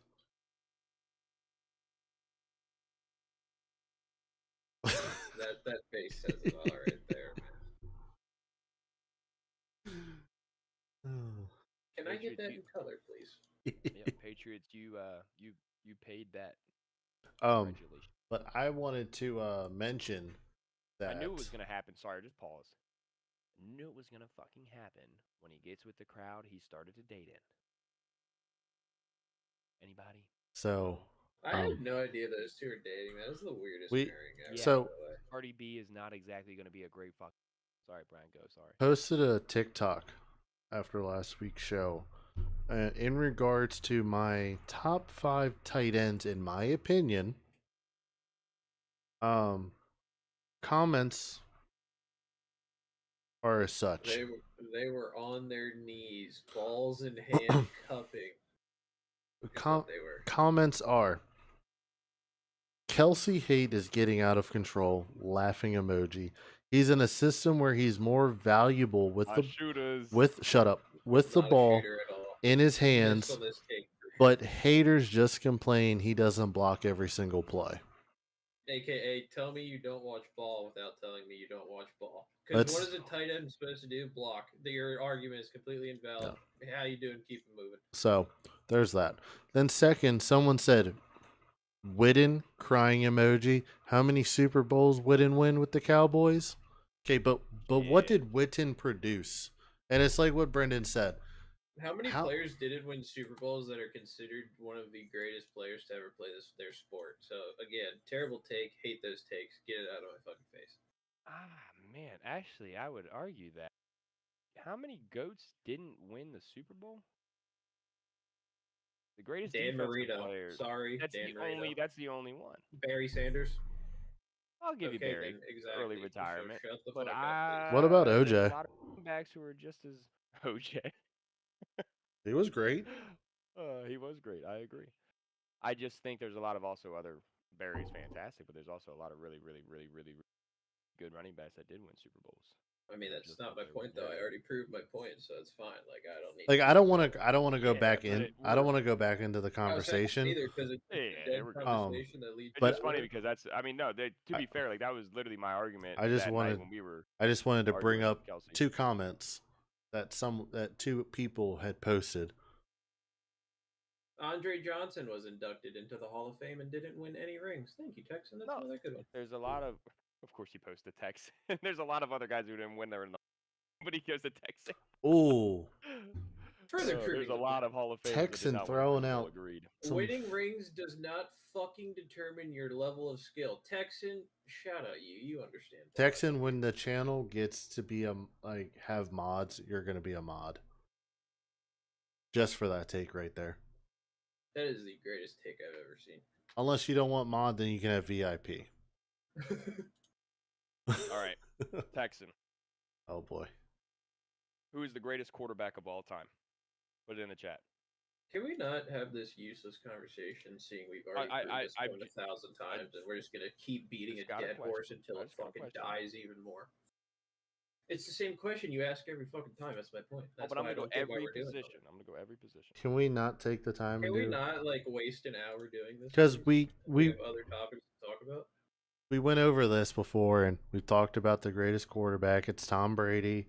We're going to lose half of our Jerry Rice. With this boring shit. But Dan Marino over Tom Brady, or Troy Aikman over Tom Brady's. That's why I love fucking.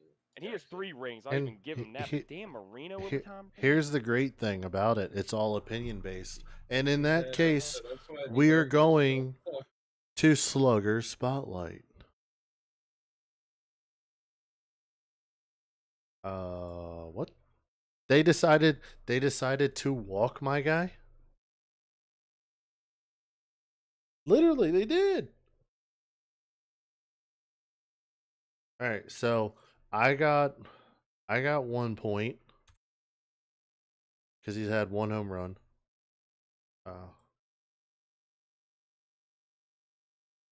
Yeah. So you have 6. Yeah. I'm at. I was at. I'm at 3.5. And then. So you should be at 4 then.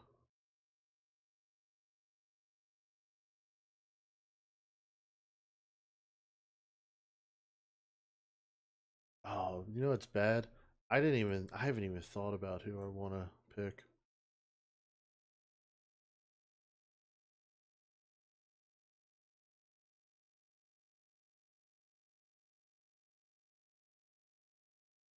Who picks first?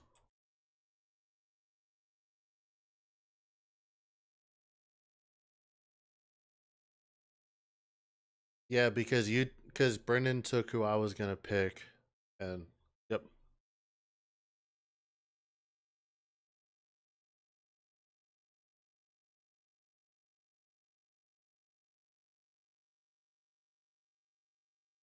Okay, I think I know who I'm gonna go with.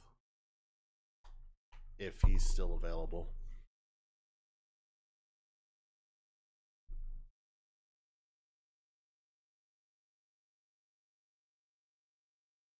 If anybody is so if you're just tuning in and you want to know what Slugger Spotlight might be, each week we pick a player that we predict is going to hit home runs. What we do is if they hit 1 home run, that is 1 point, and every home run additional is a half a point, and then a grand slam, each grand slam, if they hit 1, is an additional 1 whole point. As of right now, the score is Jordan 4 points, Brendan has 6.5, I have 3.5. I what? Oh, I thought you said you're about to go Orioles. I'm like, whew, good lord. Now, see, there's my problem. He had a grand slam, and I thought he was going to carry on with that, but joke's on me.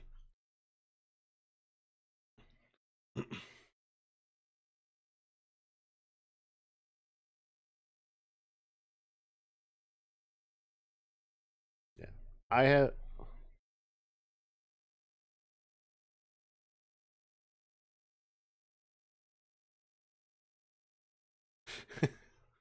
So, am I next? So, it should go Brendan, Brent, Brendan, me, then you.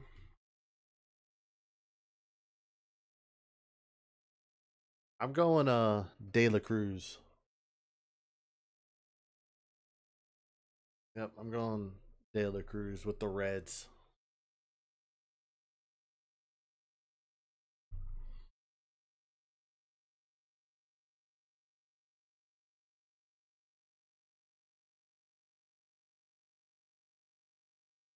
One might argue the Orioles have a worse pitching.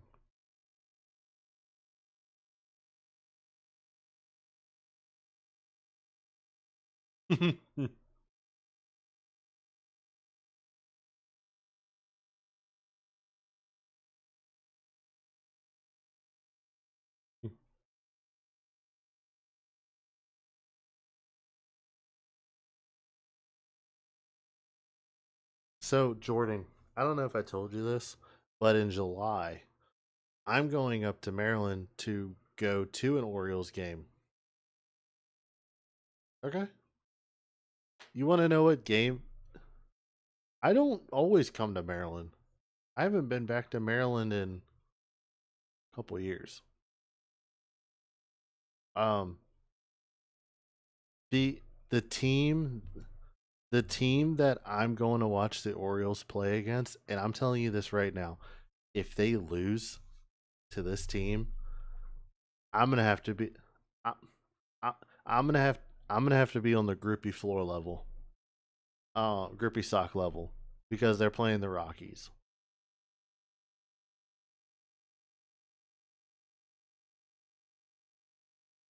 I might I I think it's 3 because we're going Sunday the night game. To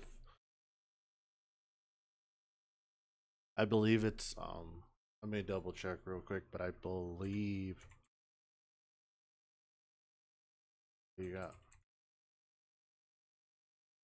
Yep.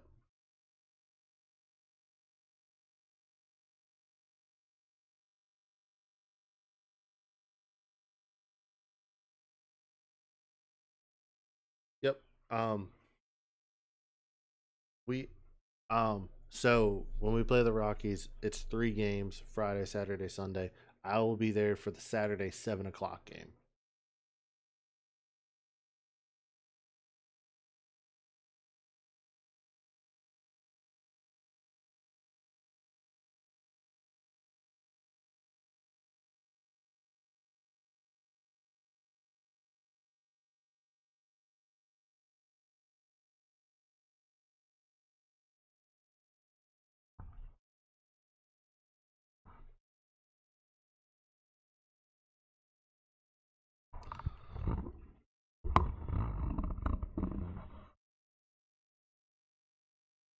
Can I just say this as well? Because I looked at our schedule. We we start our series against the White Sox tomorrow. If we lose and get swept or anything, we may see part of Baltimore catch on fire. Mm-hmm.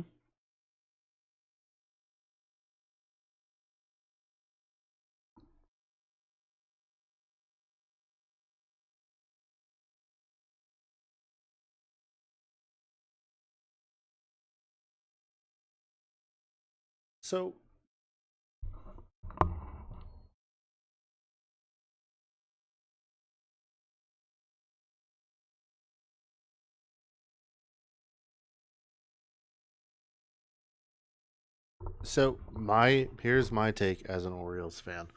We need to trade Kierstead, put him in a bundle deal, put him in a bundle deal with money on top and maybe a future prospect for a solid pitcher. Um, I could potentially maybe see a team come in, offer Holiday because he's so young and he can still develop. I could see that. It's like Brendan was saying today. Mullins is at the age now, and he's coming up on free agency. Um, maybe someone might want him for his experience, but then again, his age comes into play.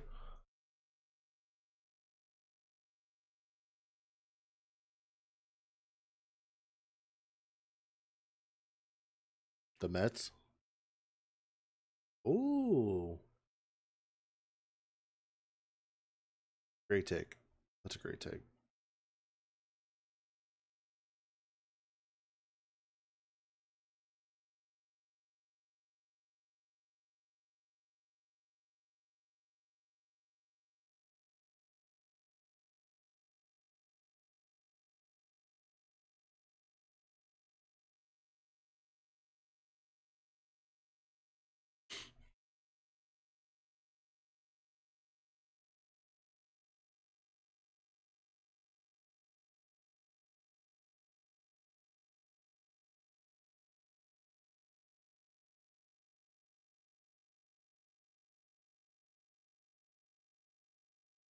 Yeah.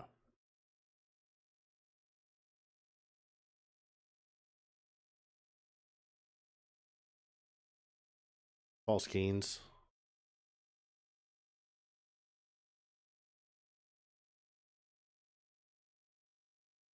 And let me also just say before you start going, I can't wait to see Paul Skeens on a better team.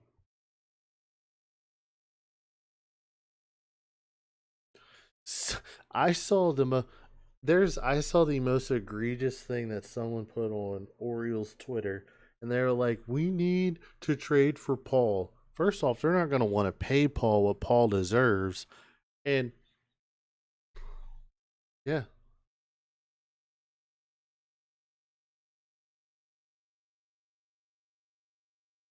but let me let me let me just say this right now. That is the fastest I would go out and get a jersey. If Skeens came to the O's, I'm getting a Skeens O jersey. But you're 100% correct. It would be a pointless and grade A stupid trade. I think I could do better than what our pitchers have been doing. Truthfully.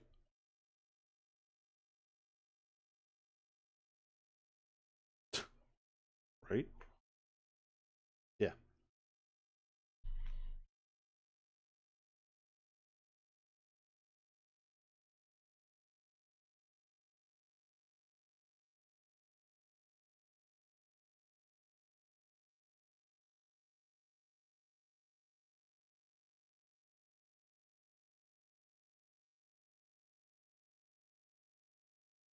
Okay.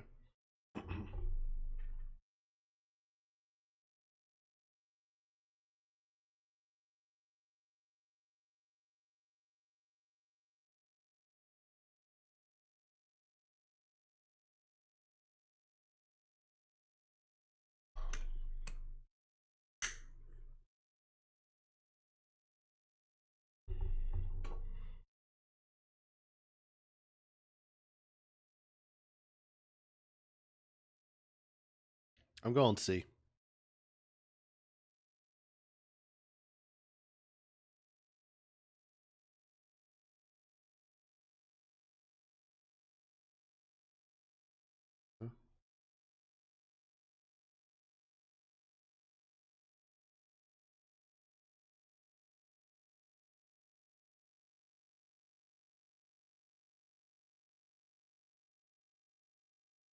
Yeah. Oh, it's yeah.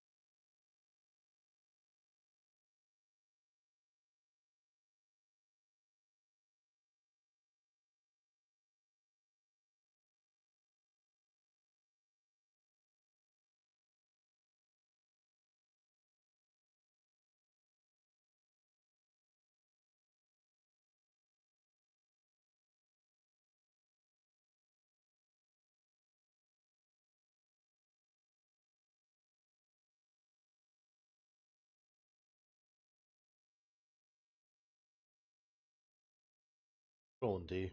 All right, I was pulling up a list. I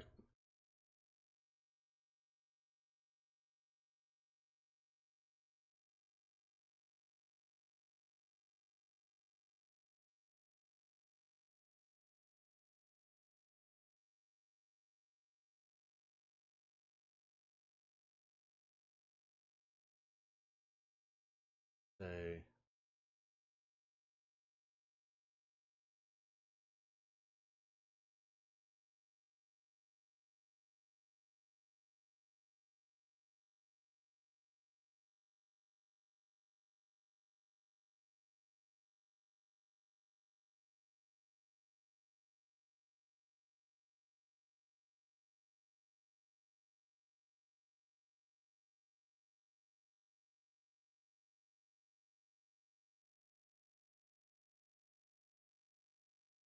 D.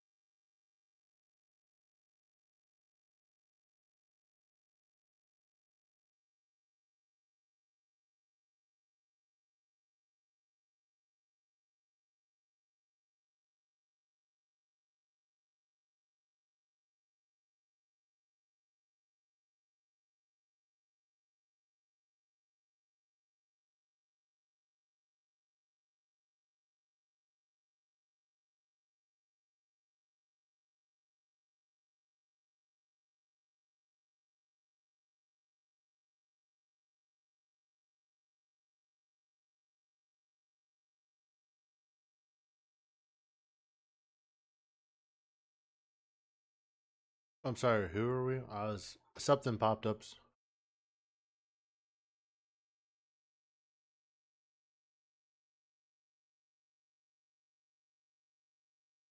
What did you guys give him?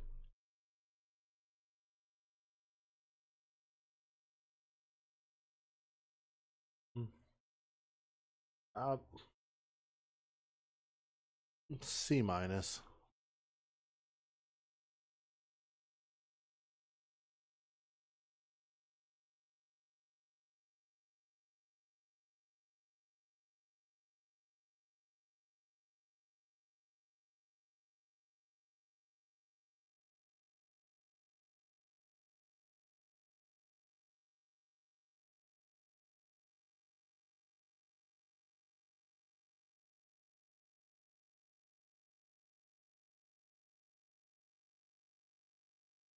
Fantastic opinion right there.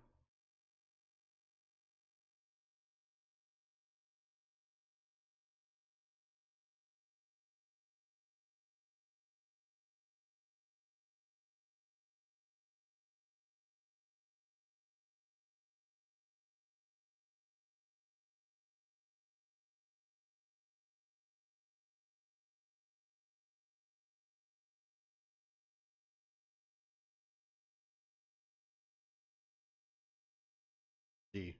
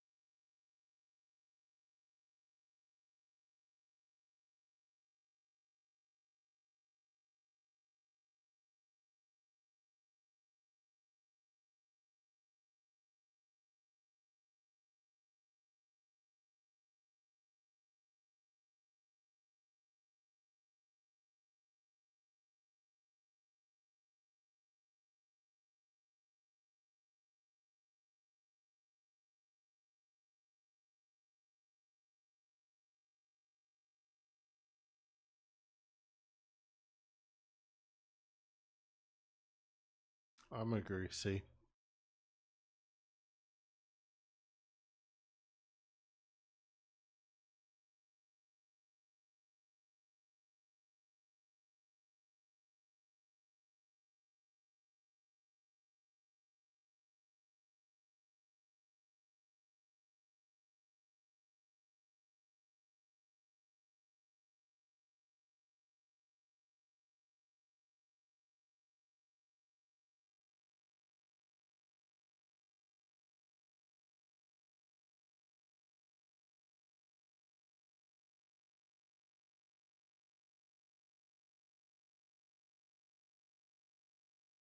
Really bad.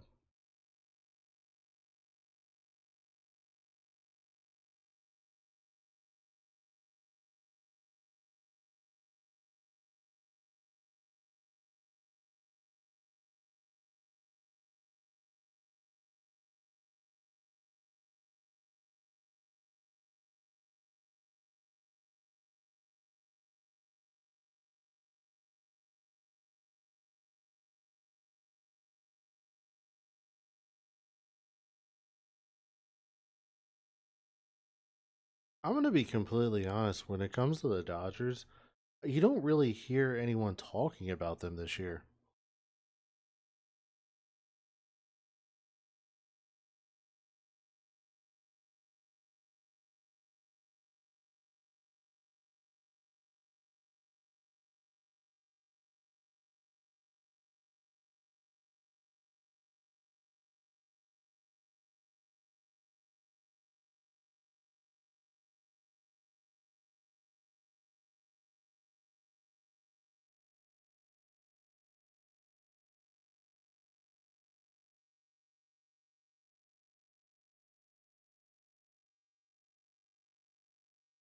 Yeah.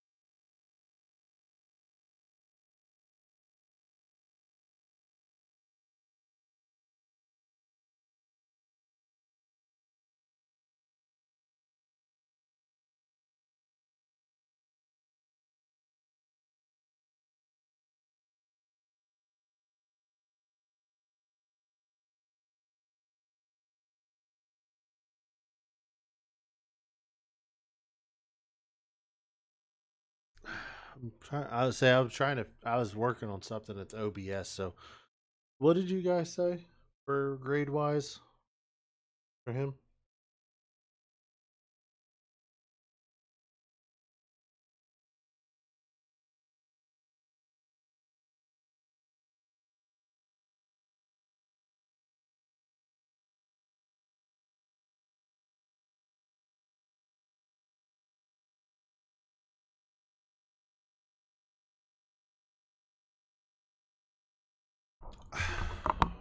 Going C plus.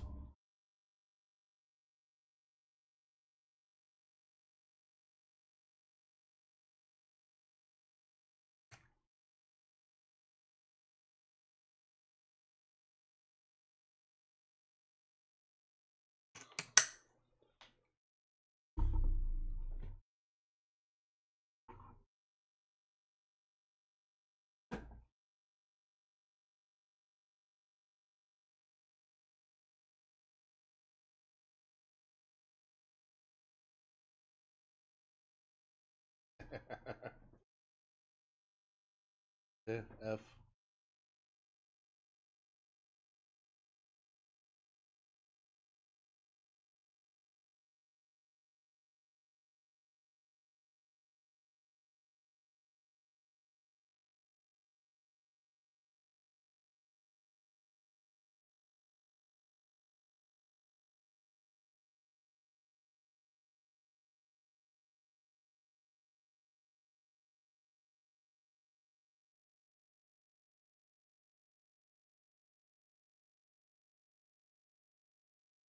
It feels right.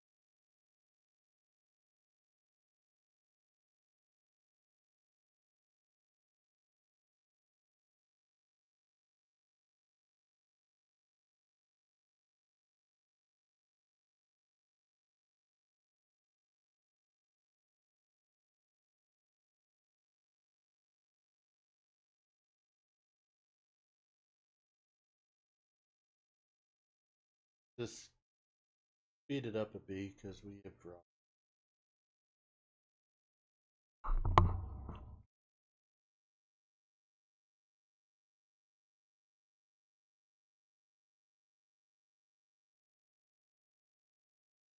Yeah, we're going A.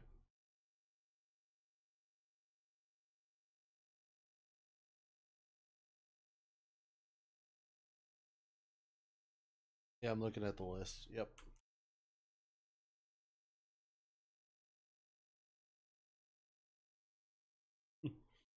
You guys are horrible.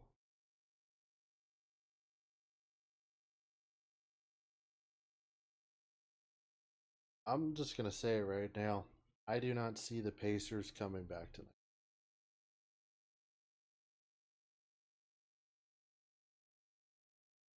Can we talk about this series just really quickly? How anarchy it's been. You've had two 20-point leads by both different teams. The Knicks blew a 20-point lead, and the Pacers have blown a 20-point lead, and they both lost those games. Mm. And to me, I don't see them coming back either. Something told me not to bet on this game the way I was going to. I'm so happy. I was gonna bet on the fucking Knicks too. I'm mad at myself. I built one that was Pacers money line, and then Halliburton have like 20 points, and Halliburton have like 13 and a half rebounds, assists combined. Yeah. And I was, brother, the fact this game's even close, I'm looking at the stat sheet, and my fucking god, is this awful? Yeah. The Pacers. This might be the Pacers' worst game of the playoffs so far. It's bad. It's really bad. Yeah, Halliburton, 1 rebound, the beach. Dude, Halliburton's sucking balls right 6 now. points. I would. The entire fucking team sucking balls. Yeah. It's ridiculous. I mean, Pascal isn't shooting well, but he still has 13 points. At least he's like double digits, Jesus. man. And then the fact that Mathurin or whatever the fuck, your leading scorer in the fourth quarter with 5 minutes left, 5:30, whatever it is left, like that's not good for the Pacers. That being said, they come home for Game 6, maybe down or maybe up 3-2. Dude, Cat is almost out rebounding their entire starting. Their entire fucking team. Edmonton's looking like they want it more. I'm sorry. Dude, the Stars are giving me Caps vibes. No, they really don't. They've just actually had a lot of breakaways. Yep, that's where they got their merchant goals. Like, the Stars have actually played this game fucking tremendous. Yep. The speed of Edmonton. So I just looked at the score and I was like, Jesus. Can we talk about Hyman? They said Hyman's going to be out for the year, though. I mean, yeah, I'm not shocked. Yeah, that's could be a big loss if they win this game and get to the Stanley Cup Finals. That's a big loss. I like Hyman, man. I mean, that's a tough one, dude.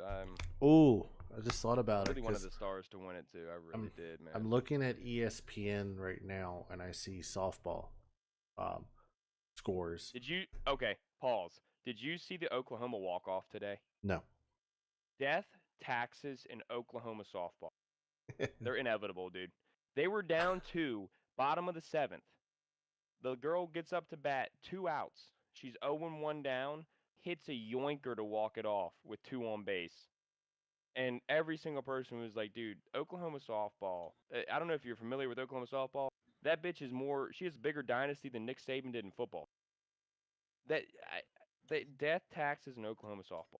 I mean, it is fucking crazy, man. Now, have you seen today that the MLB is going to invest into the Athletes Unlimited Softball League, ASL for short? What is for the professional softball team league? Oh, I think it's a win. Personally, I think it's a good thing because it gives female softball athletes more of an opportunity to go pro in their sport, and those athletes love watching softball, so now they get to watch professional softball. I think there's like 6 teams. Dude, I'll be honest with you. Softball to me is funner. College softball is funner than college baseball. The funner is not a word. More fun than college baseball to watch. I mean, dude, softball, man. I mean, you'll get like those 12, 10 games Challenge pretty often. Bandits. Like, that's the only thing I enjoy about it is there's always a fucking great deal. Bolts, The only thing about the Blaze, baseball that's cool is they always have good Forest. players that do come to the majors. Like you get the Paul Skeens, But you get I think those kind of I guys. think But it's gonna be a win. I think it's gonna be good for their sport. I think it'll get them more money than the WNBA does So the NBA. I don't think it'll be as much. I don't know if it unfortunately might not still make money because of a lot of people don't watch it, but it's not going to lose as much money as the WNBA has for the NBA. so my real question here is, who's the Caitlin Clark of softball? Not a clue in the world. I don't know. I would go the girl, probably the pitcher from Tennessee that just broke the record for fastest pitch. It equates to like 102 miles an hour in baseball. It was like 74 miles an hour because they're closer to the. It was some weird statistic thing, but she's pretty fucking good. I would say maybe she has a Paul Skeens effect if it is like a real thing. And the only thing that sucks about softball, dude, it's only the deep south. It feels like it's like deep south, SEC, and maybe some West Coast, but the fan base is very limited to those regions, and it's just unfortunate because you're not going to get many viewers outside of those regions. I feel like, I mean, it's not like it's kind of similar to lacrosse in a way, right? Like lacrosse is a very north, kind of similar to softball. It's very southern. Yeah. It's not. It doesn't have the reputation of baseball. Baseball is nationwide. Shit, I worldwide. I Japan think and South America, Central America. maybe over time softball could grow, but it's not going to be the level of like MLB, but I think it could potentially grow. The problem with softball is going to be you're going to get these best pitchers. Like baseball, the best part is you don't. It doesn't matter how great the pitcher is. You do get the Paul Skeens and stuff, but they still have a bad day because the hitters are so good. I feel like softball, if the pitcher is as good as you're so close to the freaking plate, man, and if they're a really, really, really, really good pitcher, I just they could. I worry the offense would struggle, and unfortunately, I think we all know offense carries the way in sports nowadays. I mean, people want to see runs scored, touchdowns scored. They want to see 3-pointers, crazy dunks, which not to be rude, the WNBA doesn't have. Hence why I don't see no girl windmilling 360 dunking. You know, Not at all. it's just that's a sad. It's biology, man. I hate them. Fuck, I feel like a dickhead for saying it, but like they just don't do the shit men do. You could be the best pitcher in the world, but these batters are so good. If they put bat on ball, they could still hit that bitch 400 feet. You know, and maybe I stand corrected on that, but unfortunately, I don't. If you have the best pitchers for 6 teams, you're going to have the best pitchers all those teams. And is there going to be any offense? I mean, I'm not going to watch a 1-0 soft game. I mean, I'm not going to watch that. The only reason I like college is because the pitchers are not that great sometimes, and you get those 15 to 12, 10 games, and that's why you. Oh, shit, this is crazy. You're not going to get that with these pitchers. Fair. Or windmill dunk for that matter. Yeah. I mean, or yeah. Justin Jefferson one-handed a touchdown, right? Like I mean, like you just. Oh, There's I a hate lot of saying. factors that play into this. Yeah, I mean they don't. Yeah. Sorry, I'm not trying to be rude. I'm get fucking canceled for saying that. Because it's like not again to off the WNBA thing. It's like back in the day, the most exciting thing was them going up for like a fucking layup. It's like a reverse layup. Yeah, it's like people got excited for that. It's like cool, but like it's. Yeah, I'm not gonna watch it. Yeah, it's like I don't know, man. We are men with jobs and we have shit to do. Am I gonna go out of my way, like football? Am I gonna crave a day out in my fucking week, multiple days actually, Monday night, Thursday night, when they put it on Saturday, when they put it on Sunday? I'm not gonna fucking carve time out to watch that on my phone, to watch it on my couch, to Yeah, no. Yeah, oh, I mean it's shitty, but it's true. Off track thought here. It's so true. So Texas and Ohio State are opening up first weekend of college football. I'm a little nervous. Did you? So currently, right now, it is a noon game, which is egregious. I already know where this is Did going, you and I see? appreciate what the fuck Texas did. Did you Fuck 'em, dude. see? Ohio State went and was like, "Let's do this at night." Yeah. Texas said no. Yeah, because isn't it in Yeah, Ohio good State? for Texas because you're national champion. You're Um, supposed to play at any time and prove it. Don't be a Yep. pussy. I want to I play at night. Go I fuck believe it yourself. is at. I believe it is It's at. at Ohio It's State, yeah. yeah, because you always and Brendan's right. I mean, you got to prove it when you get there. But as a college team, the way the program looks at it is, and this is gonna sound shitty, you want these college kids to have time to pregame and get hammered to be louder, and that's what you want. They had a Penn State Oregon next year is gonna probably be a top 5 matchup. They just moved that to the night whiteout. And the Penn State fans were Ooh. like, fuck yes, let's go. And the Oregon fans were like, come on, because it does unfortunately provide an advantage, Yeah. but I'm with Brendan too. I mean, if you think you're as good as you are, you have to be able to, as a team, Prove it get in up any early. environment. Yep, get up early because as the football players are going to be waking up probably about 8 a.m., come in, do your stretches, do your film, and get ready for the game. The players would much rather be getting up at 10 a.m.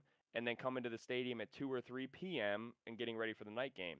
But if you're that team and you think you're that team, which Ohio State probably does this year, we have a good squad. I mean, you got to get up for it. So there's no excuse. To me, I'm with Brennan on that regard. I wish Ohio State that to me is a little bit of a bitch move, asking for it to be a night game. Let the scheduling people do that and make it a night game to start.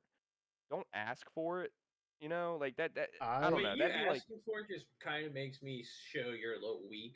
you're nervous. You're nervous. Yeah, You want it to I be a night game to get that extra so advantage, but I love you it need that if you it's yeah. a noon game because college game day is going to be there no matter what. Oh They're fuck there. yeah, that's gonna be So a top 5 you're gonna matchup. have college game day with Pat McAfee doing his thing and Standing on the fucking table. leading into Texas Ohio State to start off the college Yeah, football it's gonna be season. crazy. Jesus, It's gonna be injected in my crazy. veins. I'm with you, yeah. dude. But I'm with Brendan. I'm a little pissed at my team. You Oh yeah. listen. I think they should have made it a night game because I like to watch night games and just sit on my couch. But at the same time, you never ask for an advantage. That's just the Yeah, that's ultimate just like. bitch made shit, man. It's like a boxer saying, "Put this match in my hometown." Like, don't do that. Yeah, I'm with you on that. I'm a little frustrated we even asked for that. That's just not a good look. I expect better from you, Ohio State. Yep, I do too. Also, I'm just gonna give my piece of opinion on Notre Dame real quick. Um, Oh, where's Jeff? Oh fuck. they need to get they need to figure out and they need to be put into a conference or they do not get free ride into the playoffs. Did the playoff every year. They need to when the bowl games are playing, they need to play to get in against against the next best team who's not playing in a bowl game. They need to play that team to get in because if that were to happen, they would have played Ole Miss this past season. Yep, and in my opinion, I think Ole Miss would have won that game. Yeah. Oh yeah. Yeah. So stop giving. I get it. Ooh, you have specialty rights with what NBC or whatever it is, or is it CBS? I believe so. It might be CBS. It's right. one of the It's two. the Irish I channel. say Yeah, it's one of them. Yeah. I get it. Yep. You have your specialty. They'll show on TV. Fuck 'em, man. Get into a And conference. did you see what they want to do now? Is they want to obviously you guys watch college football, you know this. USC Notre Dame is one of the oldest rivalries play every year. Notre Dame wants to get rid of that game. It's ridiculous. And I'm like, dude, not to be rude to you guys, you schedule the easiest teams most of your schedule. Because you don't have to play in a conference. Exactly. And USC is one of the very few Power 5 schools with a chance to be good that you would have to play. And now you don't want to play them? I mean, it just goes to doesn't- show. It just goes to That show goes from back the to what I said. That's a bitch made. Yeah. There it goes back to what I just said. Like, Yeah. stop being bitch made. If you think you're good, you can Join a win a conference. natty. Fucking join a Join a conference and then win a natty that way. Yeah. Like holy guacamole, dude. They get to handpick their schedule every year, whereas these teams, Big Ten, SEC, ACC schools, they have to play their schedule because it's in their conference. That's bullshit. That'd be like Michigan or Ohio State or Alabama. Alabama picking, not to play Auburn, not to play Georgia, not to play you name it, right? And then they just get away with that. And And they it's like, no, play like man. Louisiana Tech, or they come play Like App the State, Raging Cajuns, or or the fucking or like, or they come to Charlotte and play the Charlotte 49ers or 49ers. whatever. Yes. Yeah, No, dude. Fuck you. I don't care how much money you're paying these schools. Like Brennan just said, don't be a bitch. Go play the schools that is going to be on your fucking schedule that the conference tells you you're going to play. Exactly. It's crazy, dude. The Notre Dame's been mooching for a long fucking time Yeah. too. They've been It's doing this about a time we long called them fucking out. Good time. shit, Hollywood. Yeah. They've been doing Another. this shit a while. So, have you guys also seen what the SEC Commission Board has talked about with NIL? Mm-hmm. Yeah. It makes them so mad, and they want to remove themselves from the NCAA.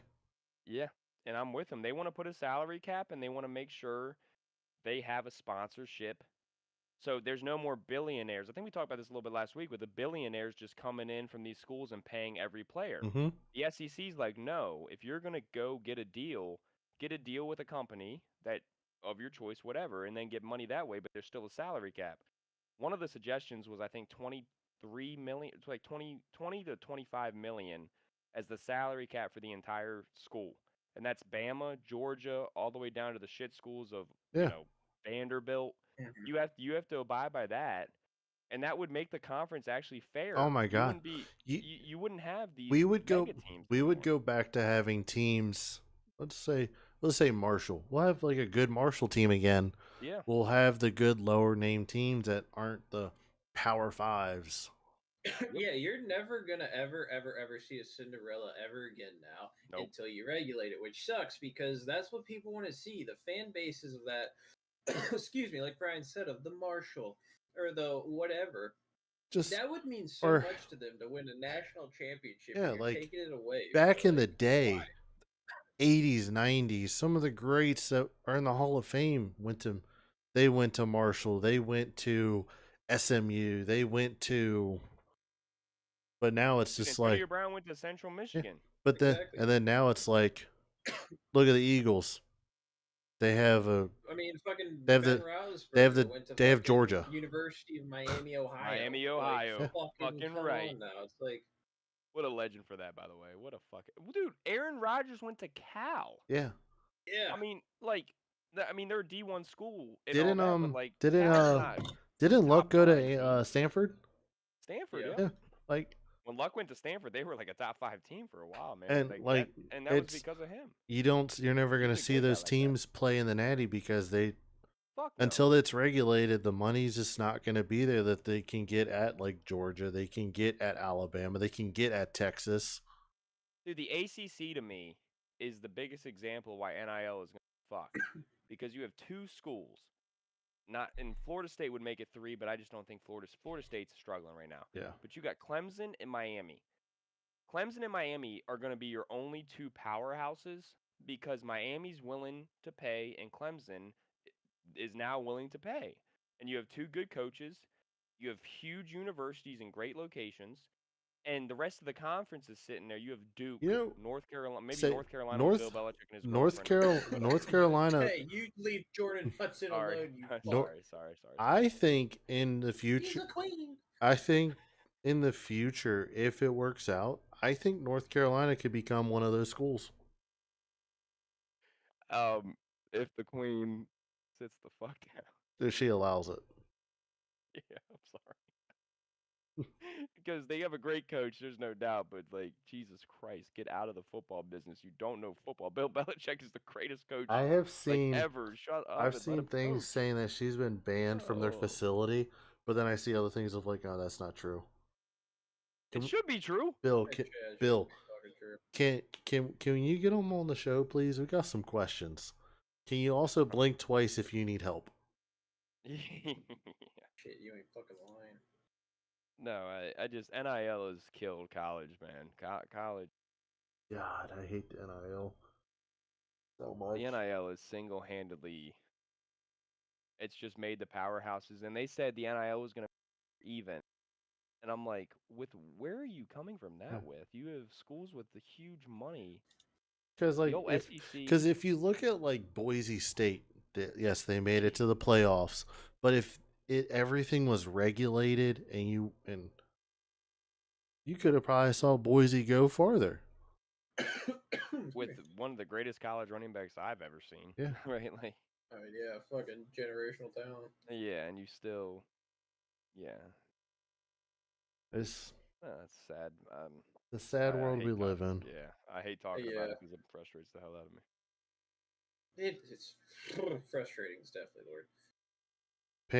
word. Panthers Oilers Stanley Cup final rematch. Yeah, Who you got? Edmonton.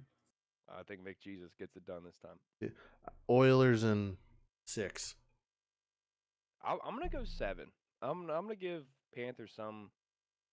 I'm gonna give them some respect. I hate them. I hate a lot of their players, but um, yeah, dude. I think Drysdale's been absolutely insane this year, and then you still got McJesus, and they got what's his name, Eklof or whatever coming back. They said for the final. They're the D man, the stud D man. They got Ekholm. Ekholm. Dang, I can't pronounce these goddamn names. But yeah, they got him coming back, man. I actually really think Edmonton spot. I like Edmonton. It's gonna be a good Stanley Cup final for sure. I think. I will be watching religiously. I mean, yeah. Oh my god. If you've never watched if you've never watched the Stanley Cup Finals, recommended to watch. I really Some of the best hockey you're ever gonna see. I agree, man. I wanted Dallas, and they're so bad, though. Fuck. Edmonton. Don't worry, I wanted the Caps, and they're so bad, but you saw what happened there. I said Caps and Edmonton was my final, so I got one half right here. I had Stars and Caps, so I was wrong. I had Stars in Florida, so I fuck. I had Florida. I had Vegas playing Stars, and I had Vegas beating the Oilers, and then Vegas playing the Stars. And I really thought, obviously, I thought the Stars would beat the brakes off of Vegas, and unfortunately, Edmonton has been a thorn in my side of picks here. So they just keep training through everybody I pick. So way the road. What is this about a train? Choo choo. You know that. Oh, never mind that train. Yeah, choo choo. Oh, not the same thing. Yeah, that's what I was thinking too. Jordan, if you were gonna do the 999 challenge at the next national games you went to, what is the 999 again? Is that 9 beers, 9 hot dogs, in 9 innings? 9 innings, yeah. What you had a choice of just one beer. What beer are you selecting? To drink 9 times and to be able to eat a hot dog with it. Yep. I'm going to Michelob Ultra because it's damn near water. Now, are you putting toppings on the hot dog, or you just or you just all of them, but you got to do at least some of them. You can't just eat straight 9 plain Shandong. You got to switch up the flavor. You got to do one with ketchup, one with mustard, one with both, one with relish and all 3. Yes. You gotta lube it before it goes down. So dude. I want to do it and when I'm not eating 2 days before it. When I go to the O's game, I want to do the 999 challenge. Get the crab dip covered, shaboing boing. So because the Orioles, that would be heavy actually. Don't do that. Because the Orioles have the Orioles have discounted carts where they have like a value menu. Yeah. I asked Brittany about it because she just went to an Orioles game. She said there's like 2 or 3 around the stadium. They're not everywhere, but they're really good price. Like a hot dog's like $2 some change, which not bad for a stadium. The beer is not cheap though. They do have beer at the value stands, but it's not like your Michelob. It's not like your Bud Light. It's not like your Coors Light. I'm planning on going with Bud Light and just throwing like your generic ketchup on it. I might even not even put ketchup, and I might just 2 bite the hot dog. Because I can put a hot dog down in about 2 bites. Yeah. Dude, what the fuck? But I'm with Brandon a little bit. Like, dude, come like 3rd or 4th inning, you're gonna want some flavor on your dog. I love a good hot dog. Ask Brendan. I do too. But you're eating 3 or 4 or 5 plain hot dogs. I feel like you're gonna want a little bit of change coming into the last Oh 4 my or 5 God. innings. I wish I had hot dogs right now. Actually, oh my god. Because you're right. When I have hot dogs for dinner, I eat like 3 straight up. Oh, Brendan, how many have I had before? Yeah. Like 6. Yeah. So you got to think you're spreading that out over 3 hours. Easy. Yeah. Oh my God. And then a beer, a 12-ouncer. Nah, not bad. The beer to me is not the hard, like, especially with a Michelob, with how watery it would be. If you're going Bud Light. Because truthfully, I might even throw some Krabby Fries in there around like the 4th or 5th inning. With my with that's a heavy with game. with my hot dog. Yeah. I respect them. Ooh. I should go and just do a mukbang challenge while I'm there. Me and Hannah will come to that game. What day is the game? I'll come up. July 26th. All right. It's a 7 o'clock Saturday game. Got me in there, sweet cheeks. We're sitting first baseline. Yeah, just send me the seats. I'll have to get the number of the seats, but I will let you know. All right, we might not be able to sit next to you because it might already be taken, but we can probably sit in a similar section, get close. Yeah, I'll let you know. We weren't the ones who bought the tickets. They're gifted to us because Brittany's friend and her fiance have season tickets.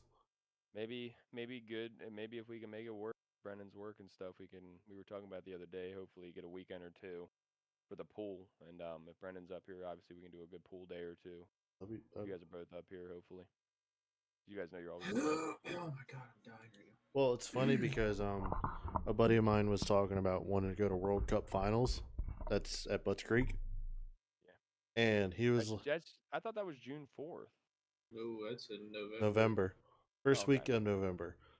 And dude, they got a bunch in June. Which ones are those? Like they've been advertising like crazy around Jet Wars. Jet Wars, War on Wheels. Yeah. Okay. Dude, there's a bunch in June, man. If you guys want to. Probably import versus domestic. That's World Cup. Fun. Well, they have a smaller event too for it because they have Honda Day. Cup, they have Tyler's been wanting to go, and he's been. They got Mustang stuff. Really wanting to go. Tyler needs to go to Midnight Madness. Ooh, with his Durango. My brother's least favorite fucking. Zach is so sick of White Comico Shores because of Budds Creek in the summertime. He'll text me in the summer and he's like, "Why is it so fucking loud?" I'm like, "Why did you buy a house next to a racetrack? That is your own fault. That is not the racetrack's fault." Like, holy shit. He was saying so. My buddy's from New Jersey and he was talking about like where are good hotels at to stay. And I was like, "Dog, you're gonna have to stay in like." Truthfully, there ain't no hotels around there. You're gonna have to stay in like St. Mary's. You're gonna have to go. You have to go to California, which is like a 35-minute drive. You might even have to go to Calvert County, depending. Yeah, well, you can go to La Plata, like. Yeah, I would not recommend the hotels in La Plata, but you can. Yeah. Them bitches are sketchy in La Plata. And he was like, "Where would you stay?" I was like, "Dude, I could give a call and be like 3 minutes from Budds Creek." And sleep on a basement floor. I could call my aunt. Yeah. Well, you guys have a cheat code because you're from this area, but unfortunately, people that like they get kind of fucked over with that. Like I could ask you to see if I could sleep on the floor of your basement. And if Brendan's not here, you could get the bed. But if there's spiders in there. No, I just vacuumed them all up. It doesn't matter. They're already back in there. I hope not, dude. Brother, trust me, they are back in there. I promise you. You're probably right. Man, no, there's no probably about it. I know that they are back in there.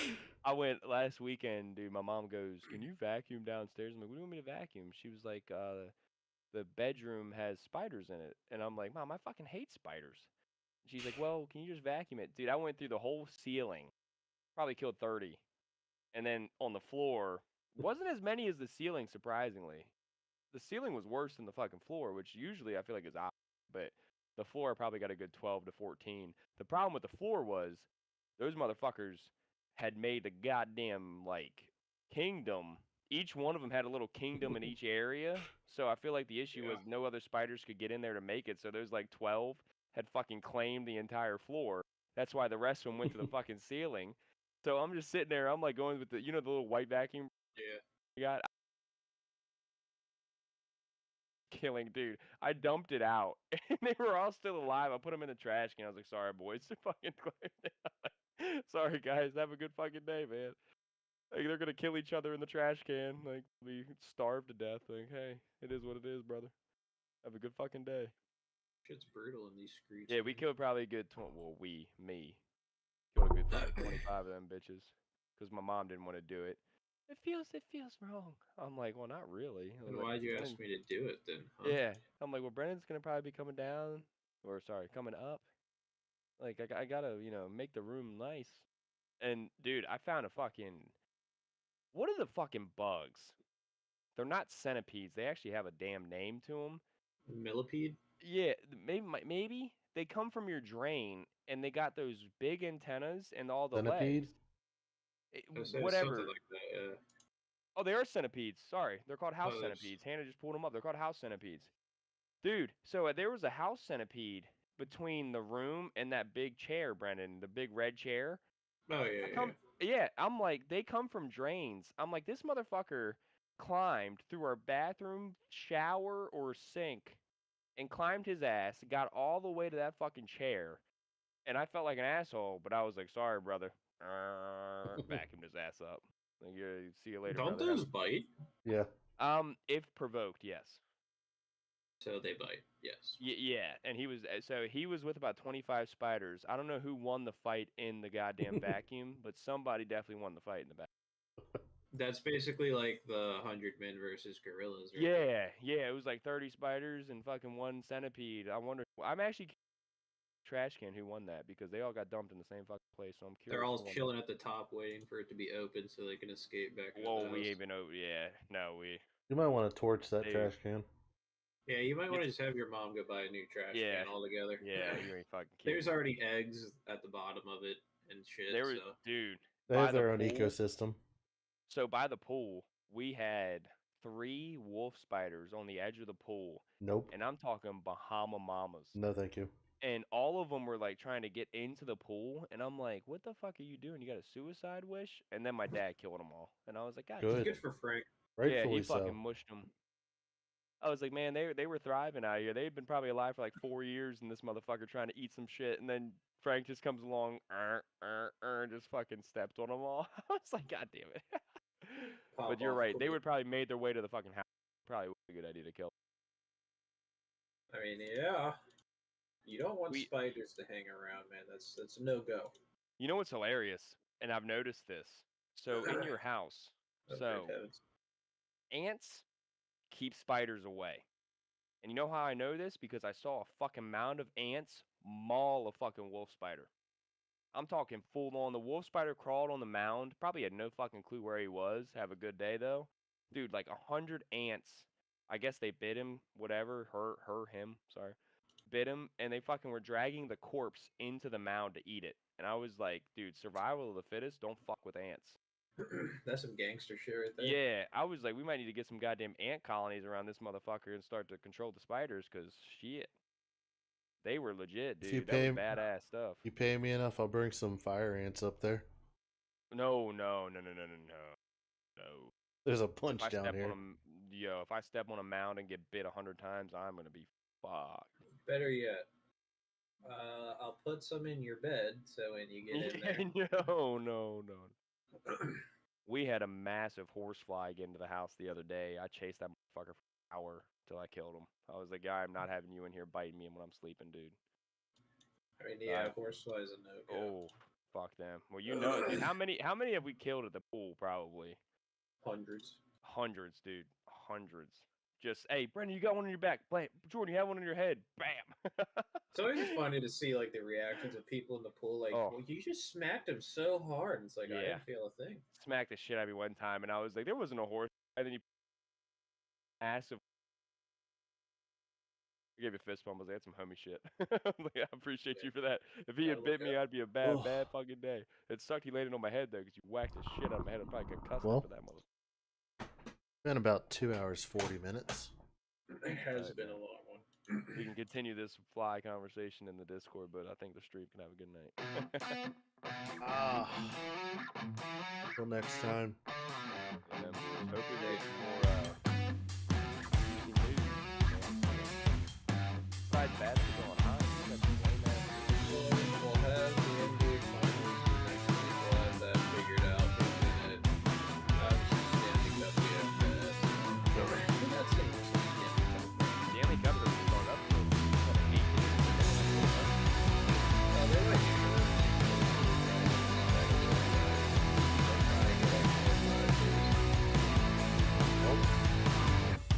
Have a day, lads and lasses. Yes, sir. Everyone, thanks for scamming by. Go have a milkshake tomorrow.